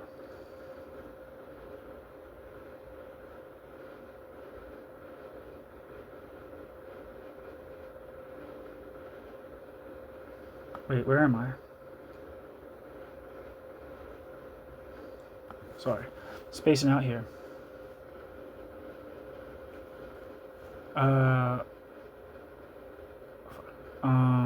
Footnote. While Fichte holds the independence of the estates and private property, upon closer inspection it becomes clear that the occupational estates founded on private property and their subdivision are nothing other than agencies of a centralized state-planned economy, end quote. Richard Zaga. End footnote. Back to the body. By emphasizing the ethical dimension of society, Fichte takes a step that brings theology and secularization closer together within the context of epistemology. If society is conceived as being essentially defined by law, Fichte must present, quote, recognition as a legal concept. Yet it is also intended to function as a concept of action. Ritzer adopts it in this latter sense, regarding Fichte's, quote, recognition as a, quote, pure type of rational interaction, end quote. Furthermore, Fichte defines it as an element of community. This requires it to be intelligible, given that he conceives of community as being permeated by law, a community also assumed to incorporate free will. Within such a framework, morality is liberated. If society is conceptualized as a unity of morality and law, two problems arise. First, this does not align with Fichte's conception of the planned state. Second, nothing can be said regarding the constitution of law itself. Although Fichte's society of property owners includes a right to work, suggesting the possibility of a social, quote, equilibrium, freedom within the society is ultimately merely that of the state. Consequently, quote, recognition can only be situated in vague terms. To the extent that recognition is meant to mask these imprecisions, Fichte is compelled to anthropologize the concept.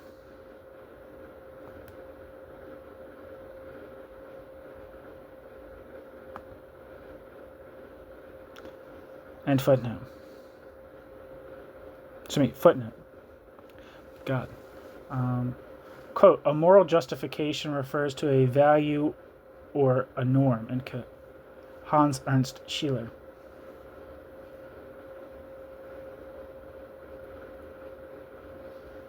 End footnote.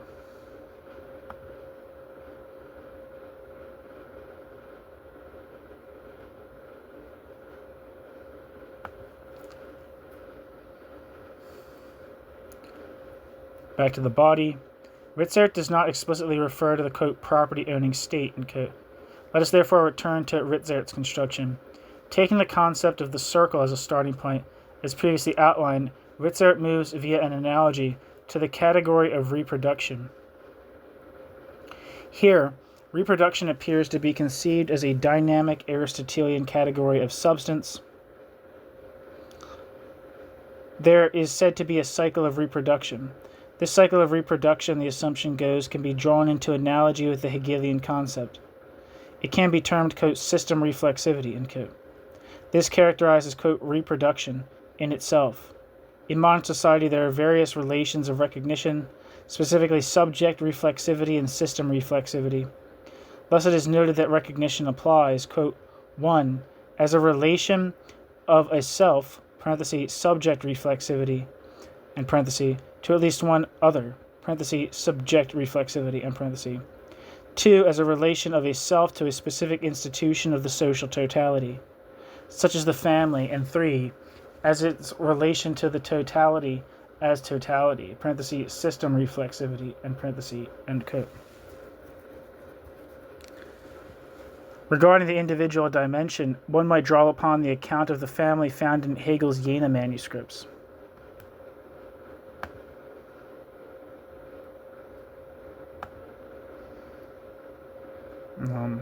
There's some footnotes here. This, and this refers to what? The sentence, Ritzer does not explicitly refer to the, quote, property owning estate, end quote. Footnote, this appears in a different form. A classification scheme attempts to differentiate between possession and property, with property being conceived as appropriation. When Kant invokes sum cuique, this is taken to mean merely self-preservation. This involves a rather loose abstraction from linguistic usage prevailing since antiquity. Sum cuique is a concept rooted in the notion of social estates. See Jürgen Ritzert for Lesung, Herr und Knecht. Ritzert distinguishes between positively posited property and negatively posited appropriation. In doing so, Ritzert approaches the theorem of inequality via Rousseau. 3 tableaux are presented to illustrate this. In his subsequent steps, surplus production is identified and posited as the basis of inequalities. Regarding internal differentiation, tableau 4, wealth, honor, power, he follows Max Weber. He could have also invoked Hobbes. And footnote. Footnote, Marx's analysis of the value form is linked to the circular figure, presupposing that, quote, statements regarding the, quote, inner bond, end quote, Marx, of the system, contain determinations of the core structure, end quote, Jürgen Ritzert. The circular figure is intended to bind together disparate elements, the economy, Hegel, and Mead. Regarding the interpretation of Mead, see Jürgen Ritzert. The circular movement as a divine and religious motif is found in Plato. A circular motion in economics, by contrast, refers to the general concept of simple circulation, which Ritzert ontologizes. The analysis of the value form does not entail a circular figure as an analysis. It solves such a figure. Prima facie, the circular form appears to arise solely from the fourth form, which is the third, and the assumption of an anaclitic closure. That's ANACLITIC.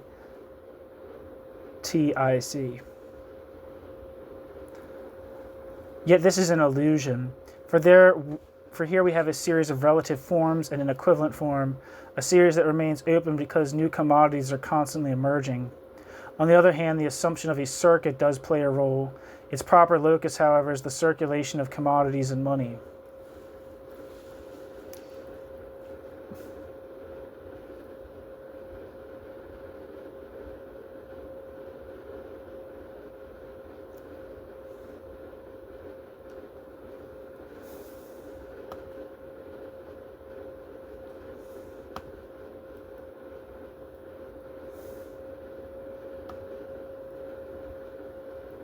Since the figure of the circuit can be replaced by the concept of reproduction, a picture emerges that can be reconstructed in terms of an ideal type. Quote, reproduction signifies the constant return of processes, quote, to their ground, end quote, to the starting point that retains its identity over time despite all changes, end quote. Mead, coming from the perspective of role theory, modifies this notion of simple identity. See George Herbert Mead, Mind, Self, and Society, 1934. Habermas refers to this in his critique of the role theory. See Jürgen Habermas, Thesen zur Sozialisation, Stichworte und Literatur zur Vorlesung im SS 1968, Theses on Socialization, Keywords and Literature for the Lecture Course, Summer Semester 1968.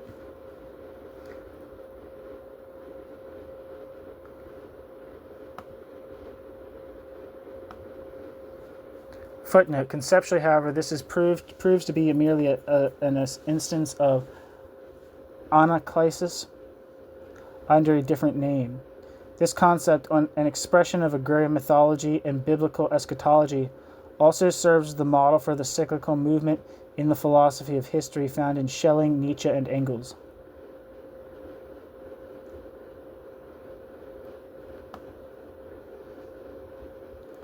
And footnote. Footnote. System reflexivity is to be understood as a substantive dimension that, acting as a universal, allows for the inclusion of the particularity of the, quote, individual I, end quote. The latter is subsequently replaced by the median, quote, self, related to Mead, the sociologist. With Luhmann, the, quote, reproduction of the social whole, end quote, appears to be definable in new terms in this way. Quote, reflexivity is thus understood as a function of the self-presentation of systems and or subsystems. Reflexive processes of this kind therefore exhibit the pattern of reproduction or autopoiesis, unquote. While Ritzert had previously articulated a claim to social criticism, that claim has disappeared here.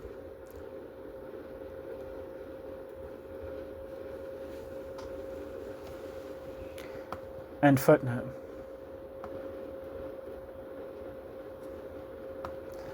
Footnote. An individualistic, interaction-oriented stance is adopted here, standing in stark contrast to the objectiva.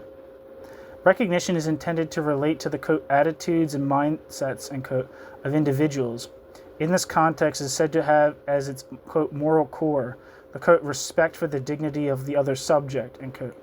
It refers to a, quote, quality of interactions, end quote, but also relates to, quote, institutions and organizations, end quote, thereby being, quote, placed in relation to the structures and processes of society as a whole, end quote. Jürgen Ritzert. Quote, concrete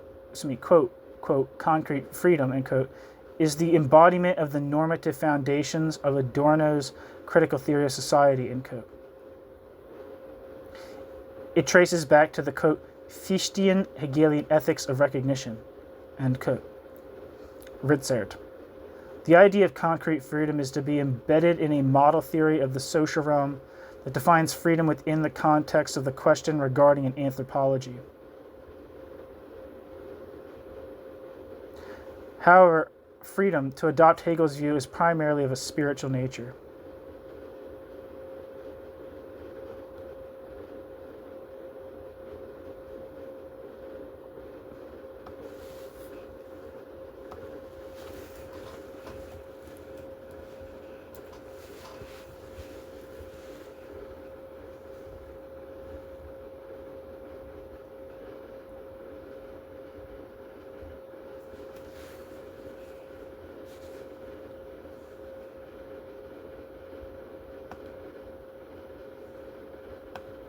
Back to the text.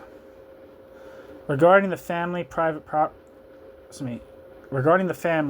family property, and the requisite labor, the, quote, necessity of recognition as a social relationship, end quote, is posited as a precondition. Recognition in the context of the family simultaneously entails the taking possession of goods.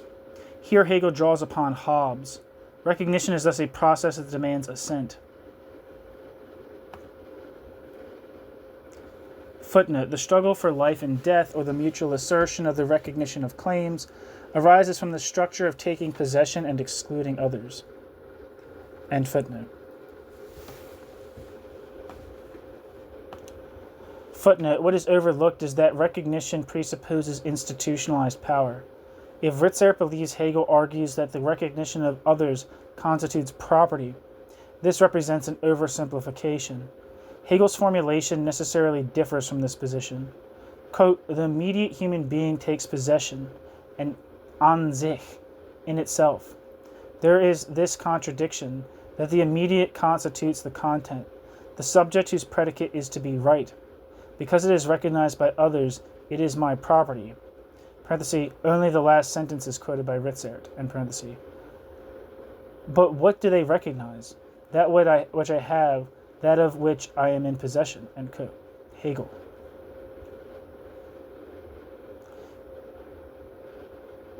And that's from the Jener Real Philosophie, Vorlesungsmanuskripte zur Philosophie der Natur und der Geistes von 1805 to 1806, edited by Johannes Hofmeister, 1931. The content is therefore progression. As previously mentioned in Hegel's work, this constitutes a commentary on Locke. Regarding the discussion on recognition, which advances beyond Ritzert's initial parameters, see Daniel Brudny, quote, Producing for Others, end quote, in Hans Christoph M. Busch and Christoph V. Cern's edited volume, The Philosophy of Recognition, Historical and Contemporary Perspectives, and The Philosophy of Recognition, Historical and Contemporary Perspectives, published in 2010. And Andrew Chitty, Menschliche Anerkennung und wahres Eigentum beim jungen Marx. In Rael Jägi and Daniel Leuch's edited volume, Nach Marx, Philosophie, Kritik, Praxis, Berlin, 2013. Just as the objectification of freedom manifests as property, so too does recognition manifest in the market and in the contract. The latter also encompasses the recognition of persons.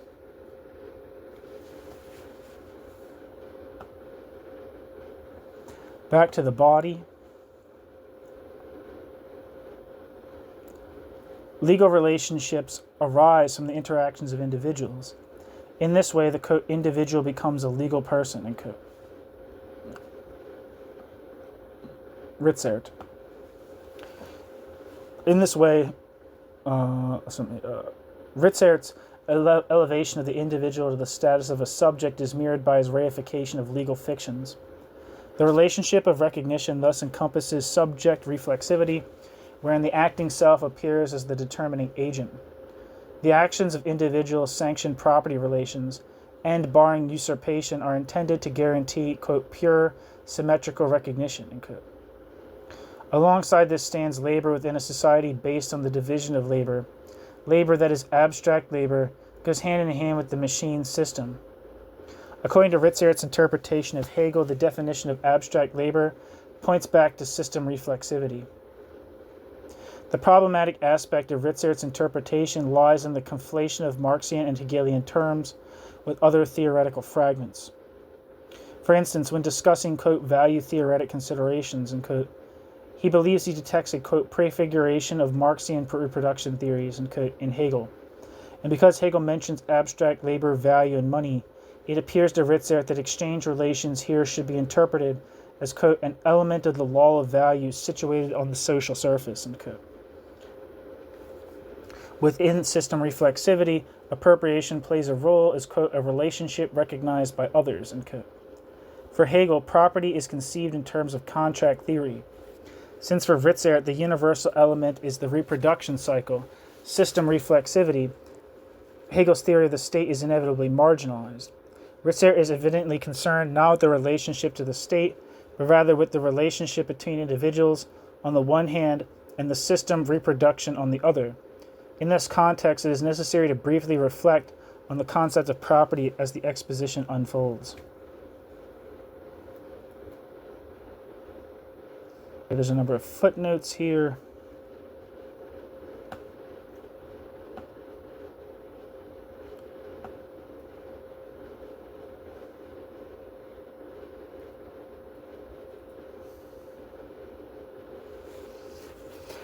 Put this way, it is too simplistic. And this is in reference to the sentence, to what?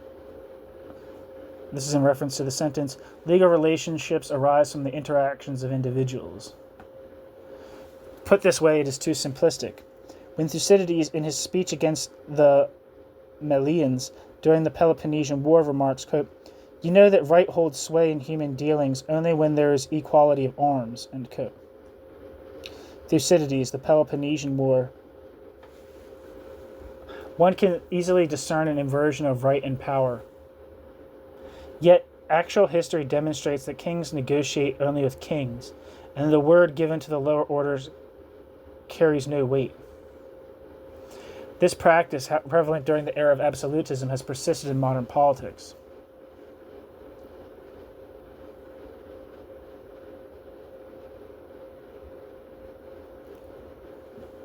And footnote. Footnote, the society of property owners is the prerequisite. Hence the, quote, recognized legal person is a bearer of roles, end quote. Law takes its point of departure from, quote, individuals as persons, end quote. Every human being is a, quote, person and a, quote, subject, that is a, quote, free being, end quote. The concept of, quote, self and, quote, I are presupposed here. Reference is made to the proximity of Mead's views to Siep's interpretation. See Ludwig Siep, Anerkennung als Prinzip der praktischen Philosophie, Untersuchungen zu Hegels jener Philosophie des Geistes, 1979. A retrospective look at Kant's concept of the person, however, would have yielded illuminating insights. Quote, man within the system of nature, parenthesis, homo phenomenon, animal rational, is a being of lesser significance and shares a common value with other animals as products of the soil.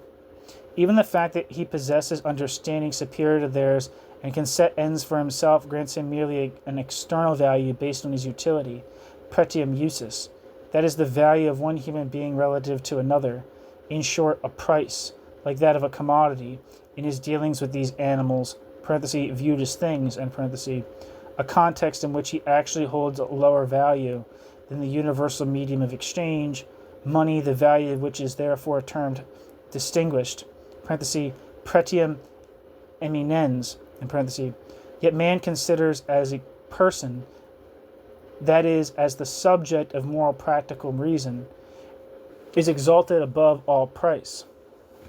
For as such, homo noumenon, he is to be esteemed not merely as a means to the ends of others, or even to his own ends, but as an end in himself, that is.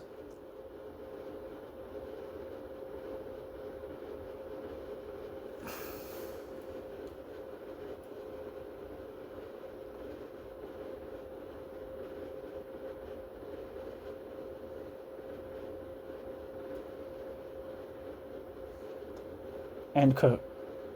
Quote, he possesses a dignity, an absolute, parenthesis, an absolute intrinsic value, end parenthesis, by virtue of which he commands respect from all other rational beings in the world, can measure himself against any other of this kind, and can demand to be valued on a footing of equality, end quote.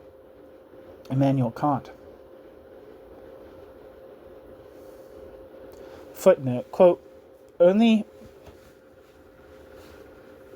within this general relationship of individual free wills to one another do the active taking of possession and specific instances of actual possession acquire the normative, parenthesis, moral legal quality of legitimate property, that is, recognized possession, end quote. Jürgen Ritzert. Here the analysis abstracts from the legal subject.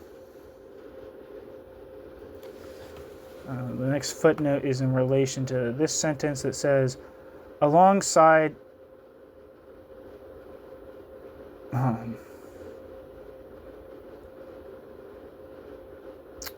the actions of individuals sanction property relations and barring usurpation are intended to guarantee, quote, pure symmetrical recognition, end quote.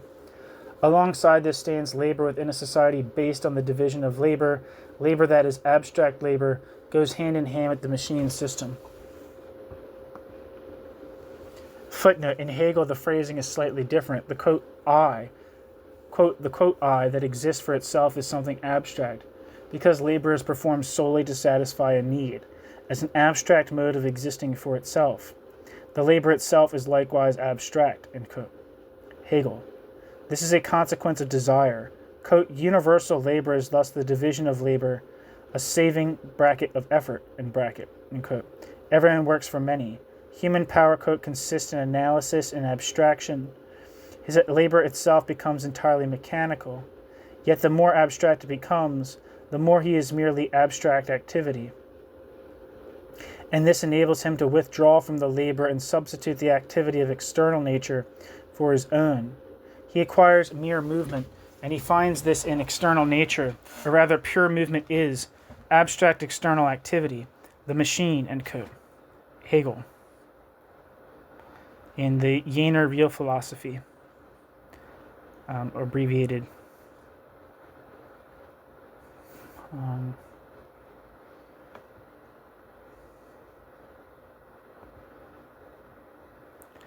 Footnote, Ritzert effectively employs the sociological concept of the person, parenthesis, parsons, and parenthesis, as a general one.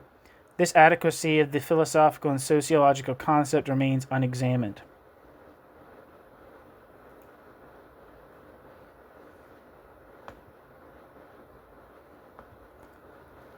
Footnote, in Hegel, however, there is a discussion of exchange insofar as contract theory becomes a theme. And footnote. Footnote, and this is in reference to the line, since for Ritzert, the universal element is the reproduction cycle, system reflexivity, Hegel's theory of the state is inevitably marginalized.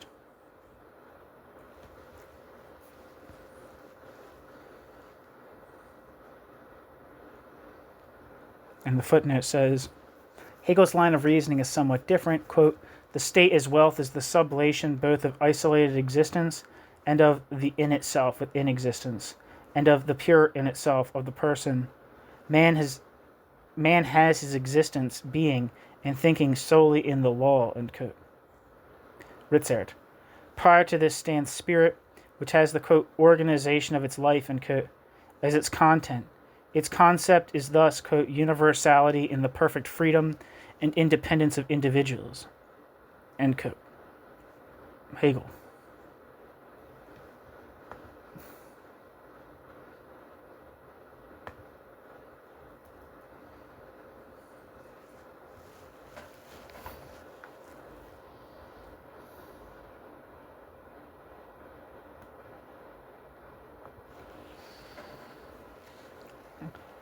And footnote back to the body. For Hegel, property falls under the category of right.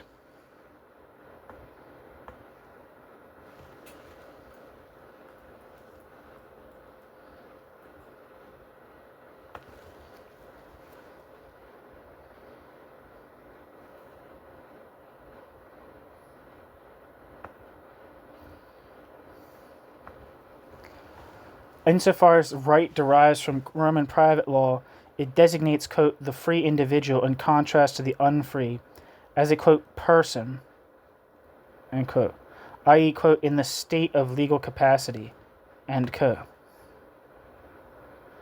Johann Ritter.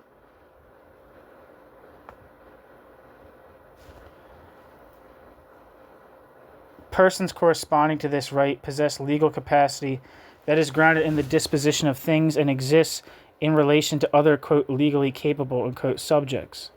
The individual is therefore a person insofar as he is an owner, insofar as he disposes of possession as property. It was only with the advent of the Code Civil, the general Prussian land law, Allgemeines Preußische Landrecht, and the Austrian Civil Code that the concept of the, quote, person was transformed. It now denotes, according to Ritter, quote, the legal capacity of the human being as a human being, end quote. Freedom is now a, quote, concept of right, end quote. This implies that all elements within the philosophy of right, private law, morality, marriage, family, civil society, and the state, belong to the theory of freedom. This is, at the same time, the context of the category of property, yet property remains legally abstract. Thus, correspondingly, quote,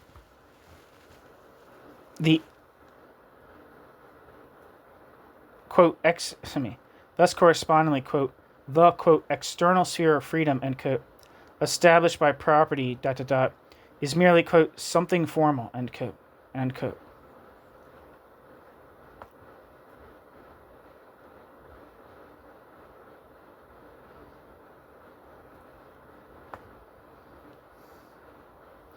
Nevertheless, property relations following Ritter here are central. Yet property introduces a contradiction. Freedom is bound to property. The free individual is to be a person, whereas things and property are regarded as unfree and devoid of rights. For Hegel, property is established through the act of taking possession. If one regards a thing as merely natural, one abstracts from the fact that it is only its determination by the human being, through the imposition of the human will upon it, that gives it its purpose. Taking possession, however, is a subjective act. Dominion over nature and human freedom thus go hand in hand, yet one must reflect on the following point here. Quote, dominion as the state presupposes within the freedom of right that the human being can no longer be regarded merely as a natural being.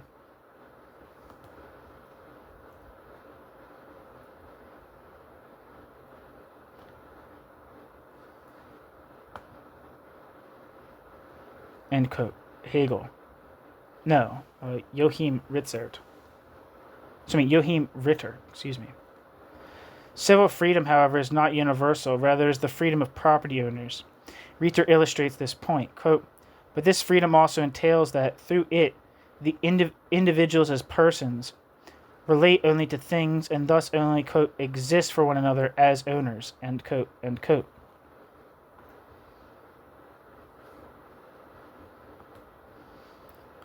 Ritter. Human beings necessarily appear as reified entities. They themselves become, quote, objects of the contract, end quote, and thus, quote, recognize things, end quote. Reification is thereby established as, quote, the general principle of society, end quote. Marx's critique, too, had focused on the society of owners.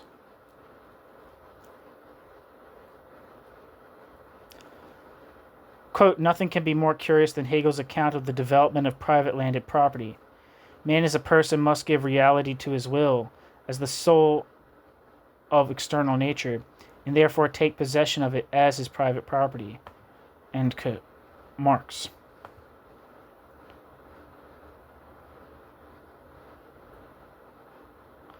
The person appears to imply the landowner.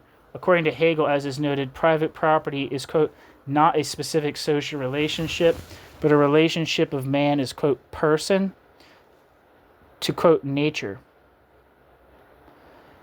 An, quote, absolute right of appropriation of all things by man. End quote, end quote.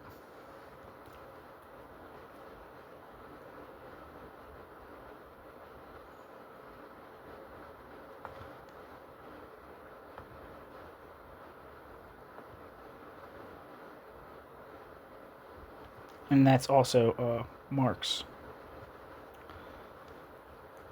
This represents a universalization of specific historical circumstances. The person emerges as a universalized human being possessing a right that belongs to him by nature. Quote, however, none of the so-called human rights goes beyond egoistic man. Beyond man is a member of civil society, that is, an individual withdrawn into himself, into his private interest and private caprice, and separated from the community. End quote. Marx on the Jewish question. In Ritzert's reading of Hegel, the social world appears less complex than previously depicted. Subject reflexivity and system reflexivity are concerned with the relationship between individuals. This also touches upon the common element. Power also intervenes to modify the relationship between individuals. Hegel's master-slave, quote, parable stands for this, insofar as the master-slave relation is addressed as a real one. It possesses prima facie a character that constitutes right, insofar as an interaction comes to the fore. Right acts as a conditio, insofar as the need involved in the feudal conflict is a shared one. Negation does not occur. Instead, there is a recourse to the substantial. The master-slave, quote, parable seems, especially when reduced to a theory of interaction, as is the case with Ritzert and Rollshausen, to tempt one toward simplifications. Such as when it is argued that progress, quote, through work techniques, end quote, constitutes, quote, progress in equality, end quote, and simultaneously, quote, social progress, end quote.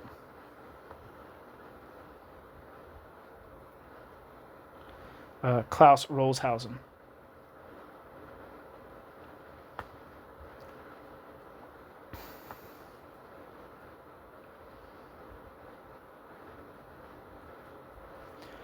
Okay, there's a number of footnotes here.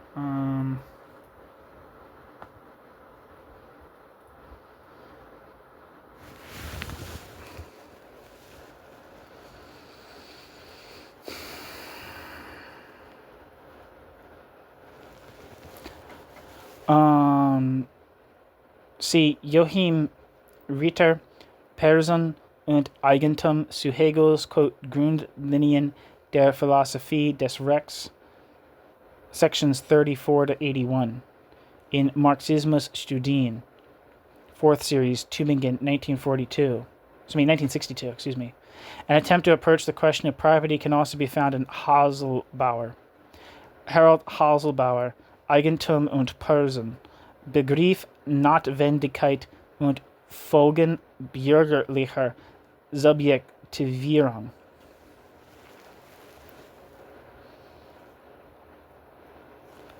Footnote. A problem arises from the fact that Hegel, abstracting from the social realm, focuses on the, quote, legal theory of property, end quote, parenthesis, possession, object, alienation, contract, end parenthesis, even though he simultaneously assigns to the philosophy of right the task of, quote, grasping freedom as the, quote, idea of right, end quote, and conceiving the legal system as realized freedom. End footnote. Footnote. And this footnote's in reference to the sentence that reads,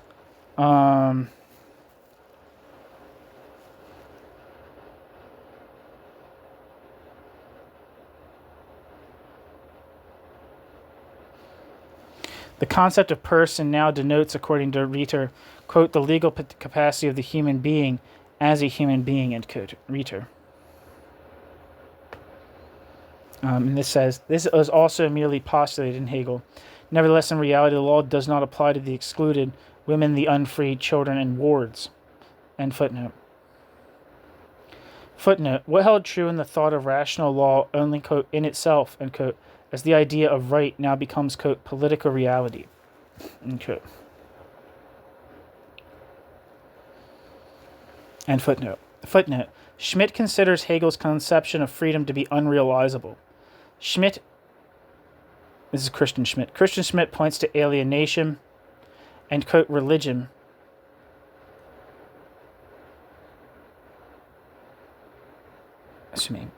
Christian Schmidt considers Hegel's conception of freedom to be unrealizable. He, and I'm not sure who he is, if it's Hegel or Schmidt, points to alienation and, quote, religion as the locus of the, quote, absolute idea, end quote.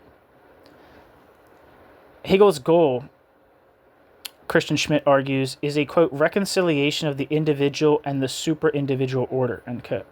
Christian Schmidt. From a functionalist perspective, it is assumed that freedom is to become more precise in the course of its realization. Freedom cannot be defined during the progression of this development. In Hegel's view, the contradictions are sublated within the, quote, transcendent idea, end quote. The argument culminates in a philosophy of disposition that is simultaneously institutional and practical. Hegel's concept of freedom is therefore political. And footnote. Footnote. Quote, freedom founded on property places all substantial relations of human existence outside itself. End quote. Joachim Ritter.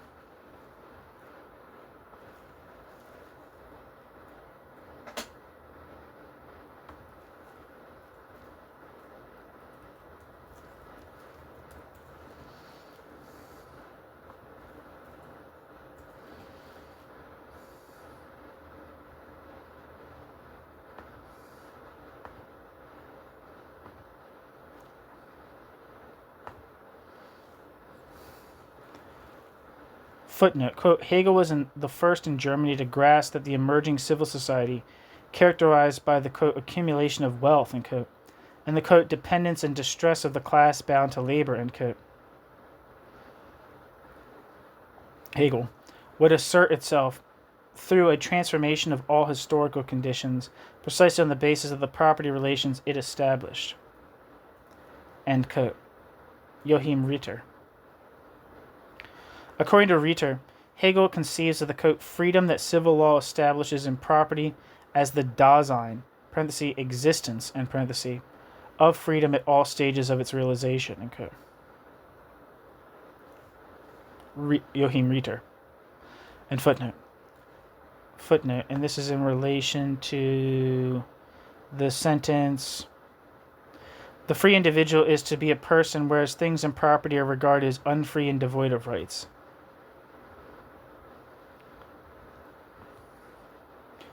Footnote, this leads directly to moral criticism. Quote, it is a peculiar spectacle to see the very same people who speak in glowing terms of political freedom and who regard the privilege of imposing taxes upon themselves as one of the inalienable rights of man, harboring not the slightest scruple about leaving a considerable portion of their fellow human beings in conditions where they are deprived not only of property but of almost every other right, end quote.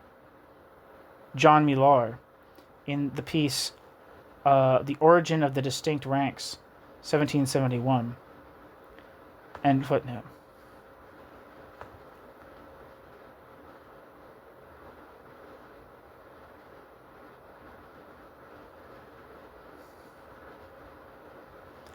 Footnote.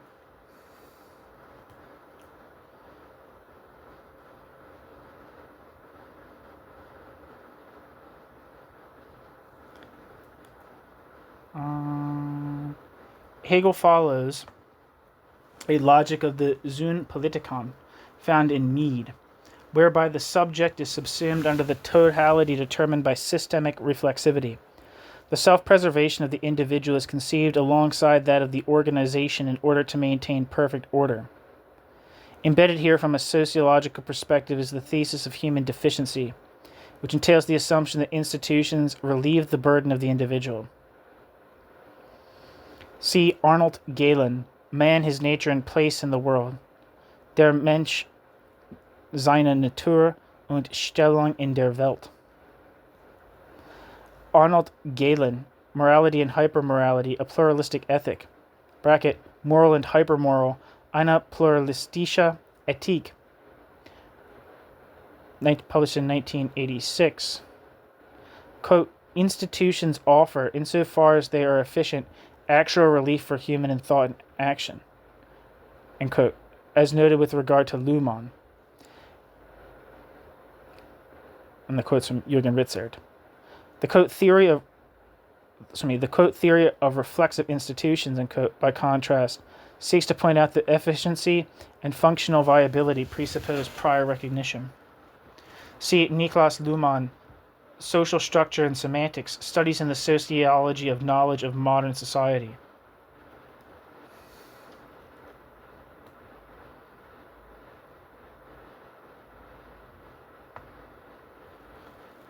End footnote. Footnote.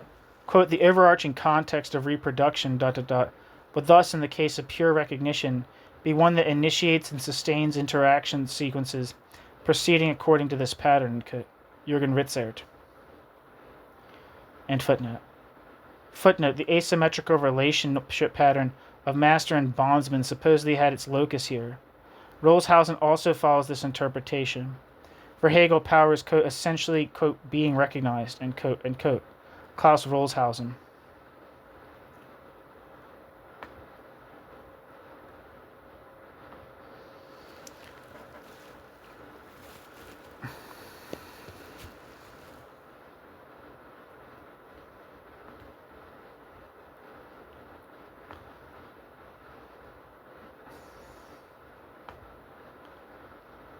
Okay.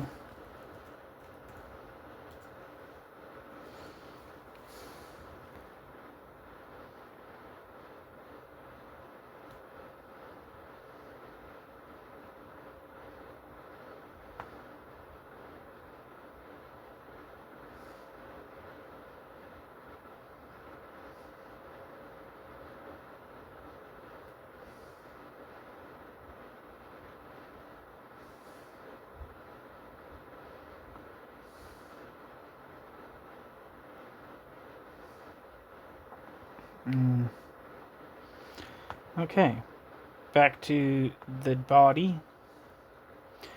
Yet the universal must particularize itself and enable subject reflection. In this regard, the general will enters the picture, bearing within itself the significance of an absolute will. This can be identified with, quote, absolute freedom, end quote. Against this backdrop, the concept of concrete freedom is deployed. This is defined as a concept that encompasses individual freedoms of will and includes the, quote, societal and institutional conditions for the autonomy of subjects, end quote. A definition grounded in pure recognition. The latter, however, necessarily remains an idea. Concrete freedom thus, quote, incorporates the systemic conditions of autonomy, end quote. Only when the, quote, antecedent context of life, end quote,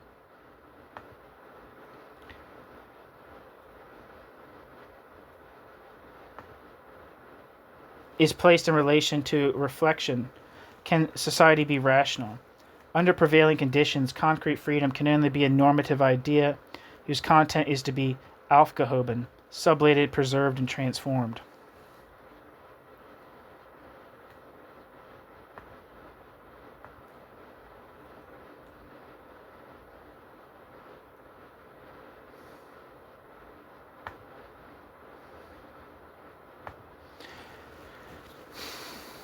Footnote, and this is in relation to the sentence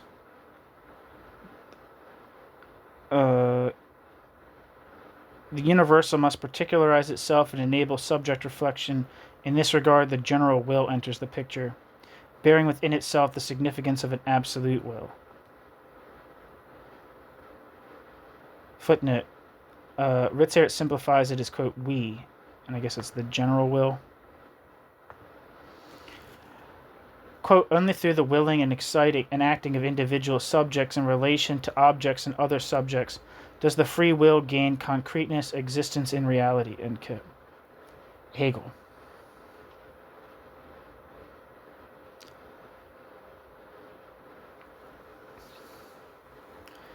In specific terms, this means that concrete freedom, quote, encompasses the entire spectrum ranging from the individual subject's attitude of recognition, empathy, and the interactions that foster autonomy, to structures that are, quote, appropriate to the subject, end quote, end quote. It is deemed concrete because, quote, free will is effective only in the expression of life of living individuals, end quote. Ritzert. The concept of, quote, freedom as a volitional relationship between empirical individuals, end quote, must remain presupposed in this context. Yet freedom is also concrete in the sense of existing, quote, under the framework conditions of a system of reflexive institutions, end quote, that are nonetheless required to be efficient. Freedom is concrete as a nexus based on recognition, the stages of what are normatively established by the, quote, counterfactual idea of pure recognition, end quote. Jürgen Ritzert.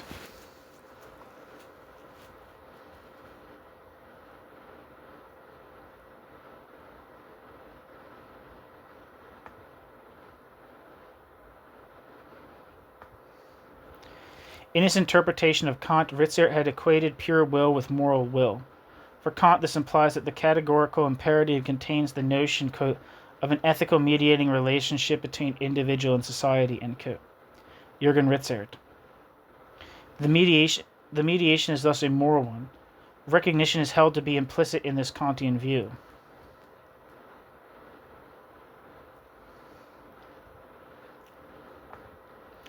Footnote. Hegel conceives of this somewhat differently, and this is in relation to the sentence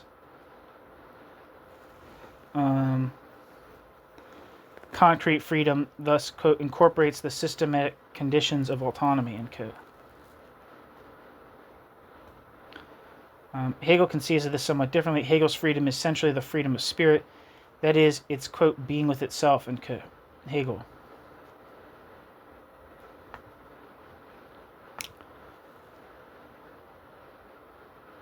Footnote. Ritzert draws upon Husserl's phenomenology via Luhmann and Luckmann. However, the project of addressing social reproduction from the standpoint of liberalism had already failed in Luhmann's work. A simple concept of praxis comes into play here, one described as external to the system's antecedent reflexivity. Thus it remains mere spes, hope, within the context of reformulating normative system references.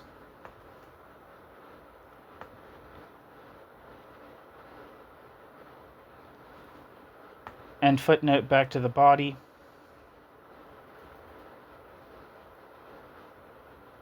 For Ritzert, Hegel's philosophy of recognition entails three elements. Quote, 1. The factual existence of relations of recognition, end quote. The, quote, development of subject reflexivity, end quote. The realization that, quote, constellations of recognition, end quote, are variable, such that systems might exhibit, quote, internal contradictions, end quote. 3. The notion of the, quote, sublation of these contradictions within the concept of pure recognition, end quote. Ritzert. This notion also presupposes a, quote, technical dimension, end quote, to the extent that Ritzert himself ascribes to a form of social technicism, the position of economism, even though it arose in a different field of scholarship, ought to appear acceptable to him. Insofar as he argues from moral and philosophy of science perspectives, his critique of a technical operational understanding of the economy appears justified. However, the notion that talk of truthfulness entails a general relativity of attitudes and a sociological nominalism, one that denies truth and guilt, is incompatible with a recourse to Hegel. To the extent that the claim to truth is displaced by truthfulness, morality replaces right. Mere opinion, the psychologization of truth and right, establishes conviction as morality. Weber's Gesinnungsethik, which likewise displaces morality.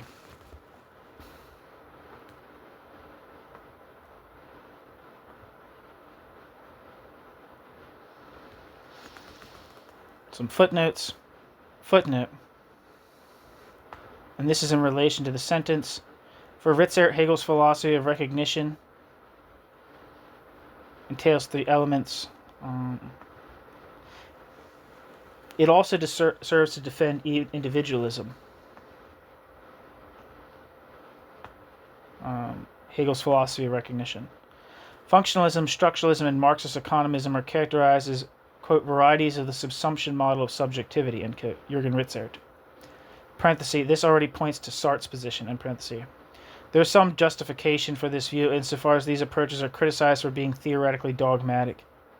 Marxist economism frequently accused the critique that insisted on analyzing value forms of having belabored the issue for long enough.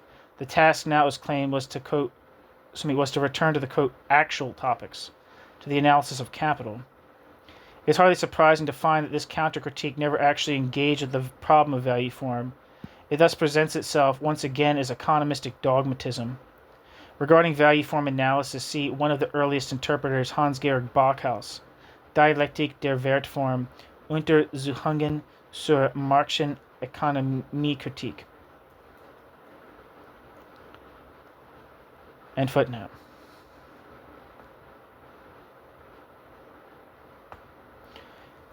Footnote. In this context, reference is made to Winch's distinction between truth and truthfulness. The latter, truthfulness, can be understood as a normative principle constitutive of communication and language within society. See Peter Winch, Ethics and Action, London, 1972.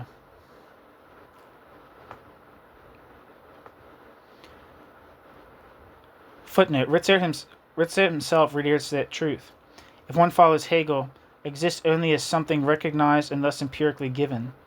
With this turn, there is no longer even a need to resort to a conventionalism regarding science.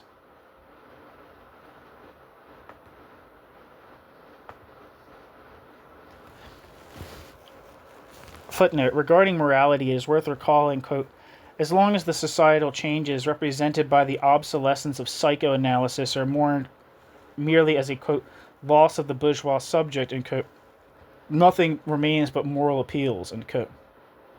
Kornelia Hafner in the piece Zwischen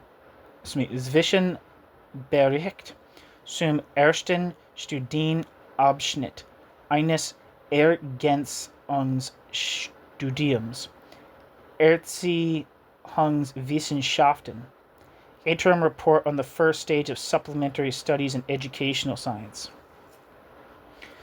Parenthesis, on the concept of, quote, social competence, and, quote, in socialization theory, end parenthesis.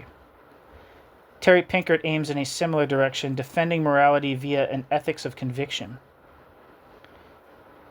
When he speaks of truthfulness as a, quote, well-trodden path, end quote, that, quote, replaces objectivity with intersubjectivity, one would then be confronted with all the well-known difficulties that arise when one equates, quote, truth with, quote, consensus, end quote, end quote.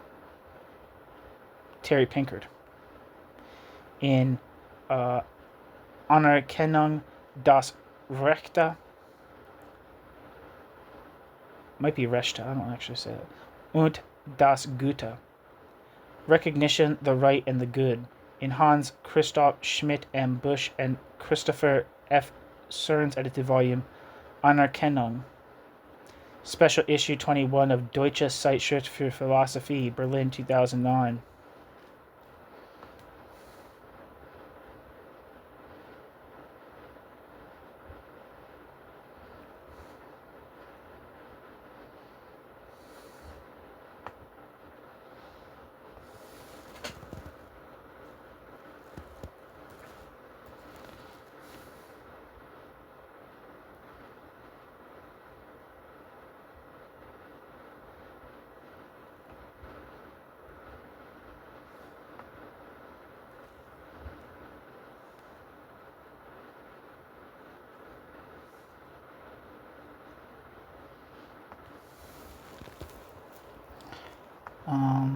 Okay. Back to the body. Here, recognition appears as an anthropological category within individual and social conditions. yet perhaps recognition as a different locus after all. Quote, as the moral recognition of a person, like trust in the state, etc., took on the form of credit within the credit system, the secret lying within the lie of moral recognition. The immoral baseness of this morality, as well as the hypocrisy and egoism inherent in that trust in the state, comes to the fore and reveals itself as what it truly is. End quote. Marx. Excerpt from Elements d'Économie Politique.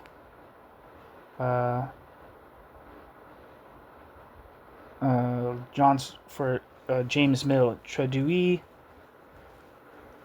par J.T. Parizeau. I don't know.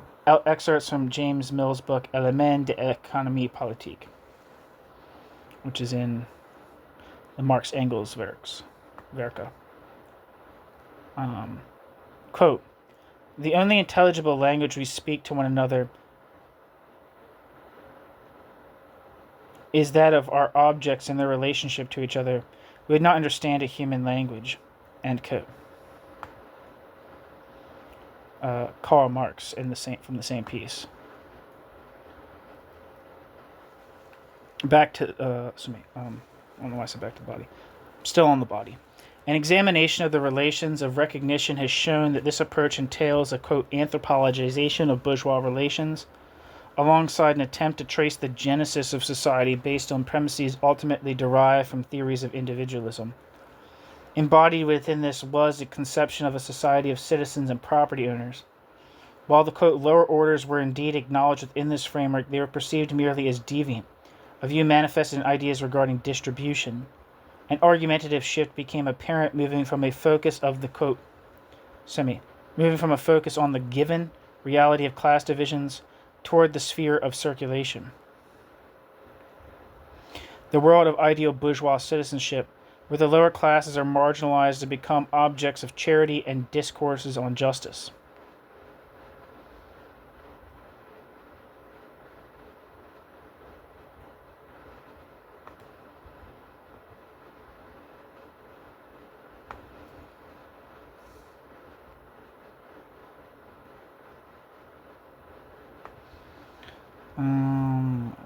Some footnotes. Footnote, the prior problem of justice is discussed elsewhere.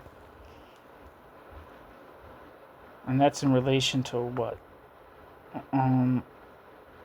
That's in relation to the sentence, while the, quote, lower orders were indeed acknowledged within this framework, they were perceived merely as deviant, a view manifested in ideas regarding distribution. And the note says, the prior problem of justice is discussed elsewhere. See Jürgen Ritzert, Gerechtigkeit und Gleichheit. The work contains an exposition and critique of communitarian theories of justice, a discussion of utilitarian justice, and an analysis of justice in appropriation versus distributive justice. A reflection on the conditions of economic justice, beyond the mere presentation of positive goods, is found in the discussion of various conceptions of equality. The topic is thus relegated to that context.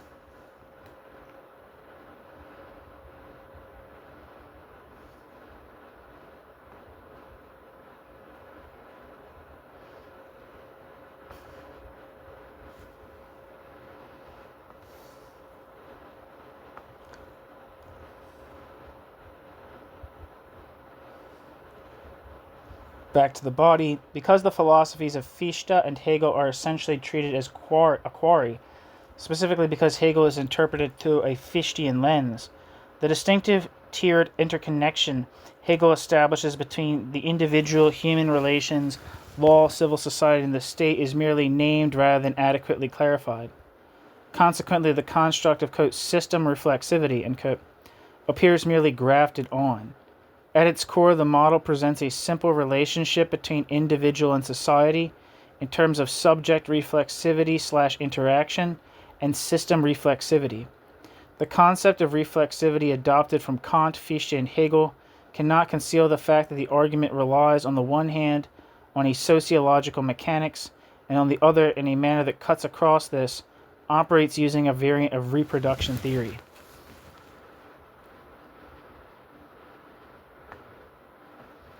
Footnote.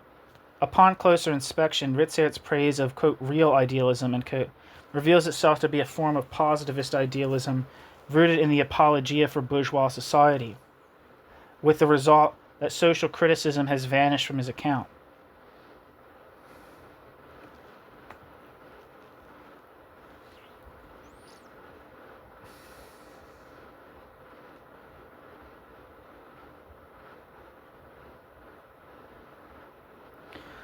And in relation to the sentence, blah,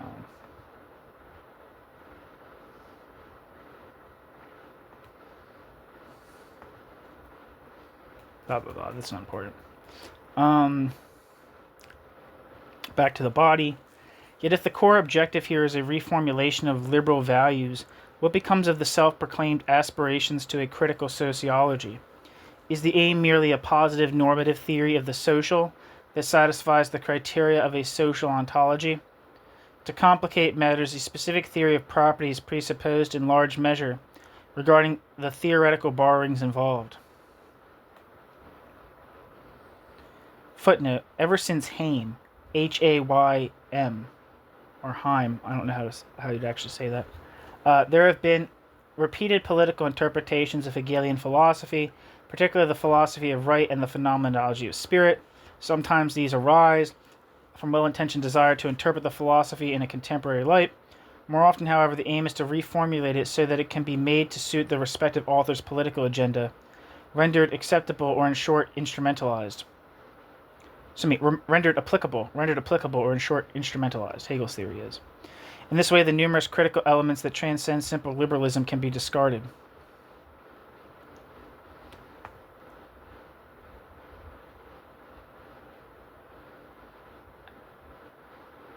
And footnote.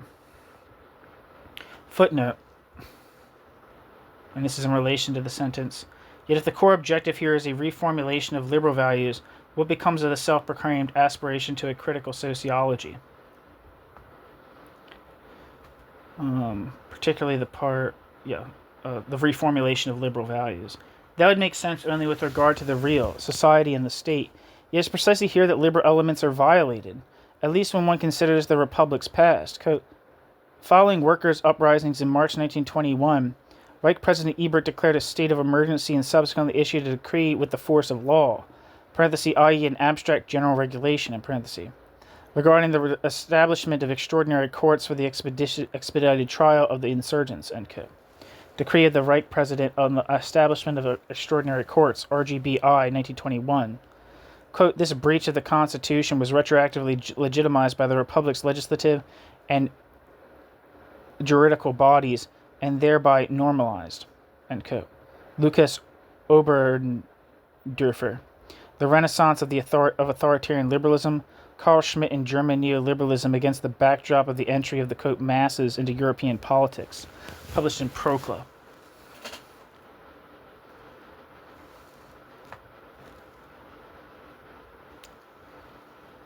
And footnote. Back to the body. I don't know if I finished this paragraph I was just reading, but if the core objective here is a reformulation of liberal values, what becomes of the self-proclaimed aspiration to critical sociology? Is the aim merely a positive normative theory of the social that satisfies the criteria of social ontology? To complicate matters, a specific theory of property is presupposed in large measure regarding the theoretical borrowings involved.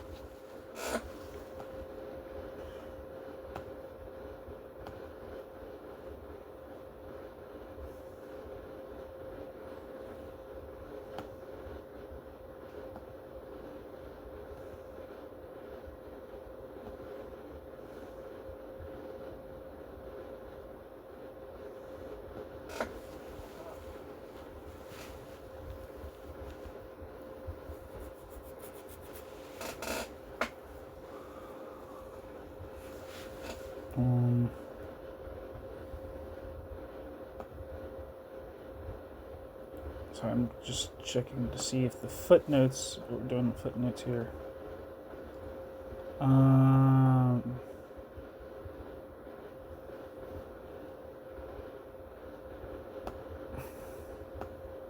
Back to the body. It seems evident that critical sociology of this type fails here insofar as it attempts to rescue human autonomy and dignity, qualities it recognizes as being situated in relation to society. It calls for morality, for the values of bourgeois society. Its endeavor is thus directed towards saving the promise of autonomy, that is, ultimately the bourgeois individual.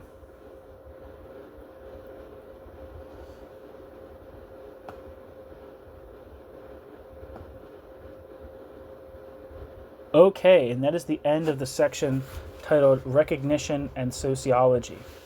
In the chapter Marxism and Existentialism on the Philosophy and Theory of Jean-Paul Sartre 1, in the book Western Marxism, an Introduction by Diethard, Behrens, and Kornelia Hafner. Thank you so much for listening.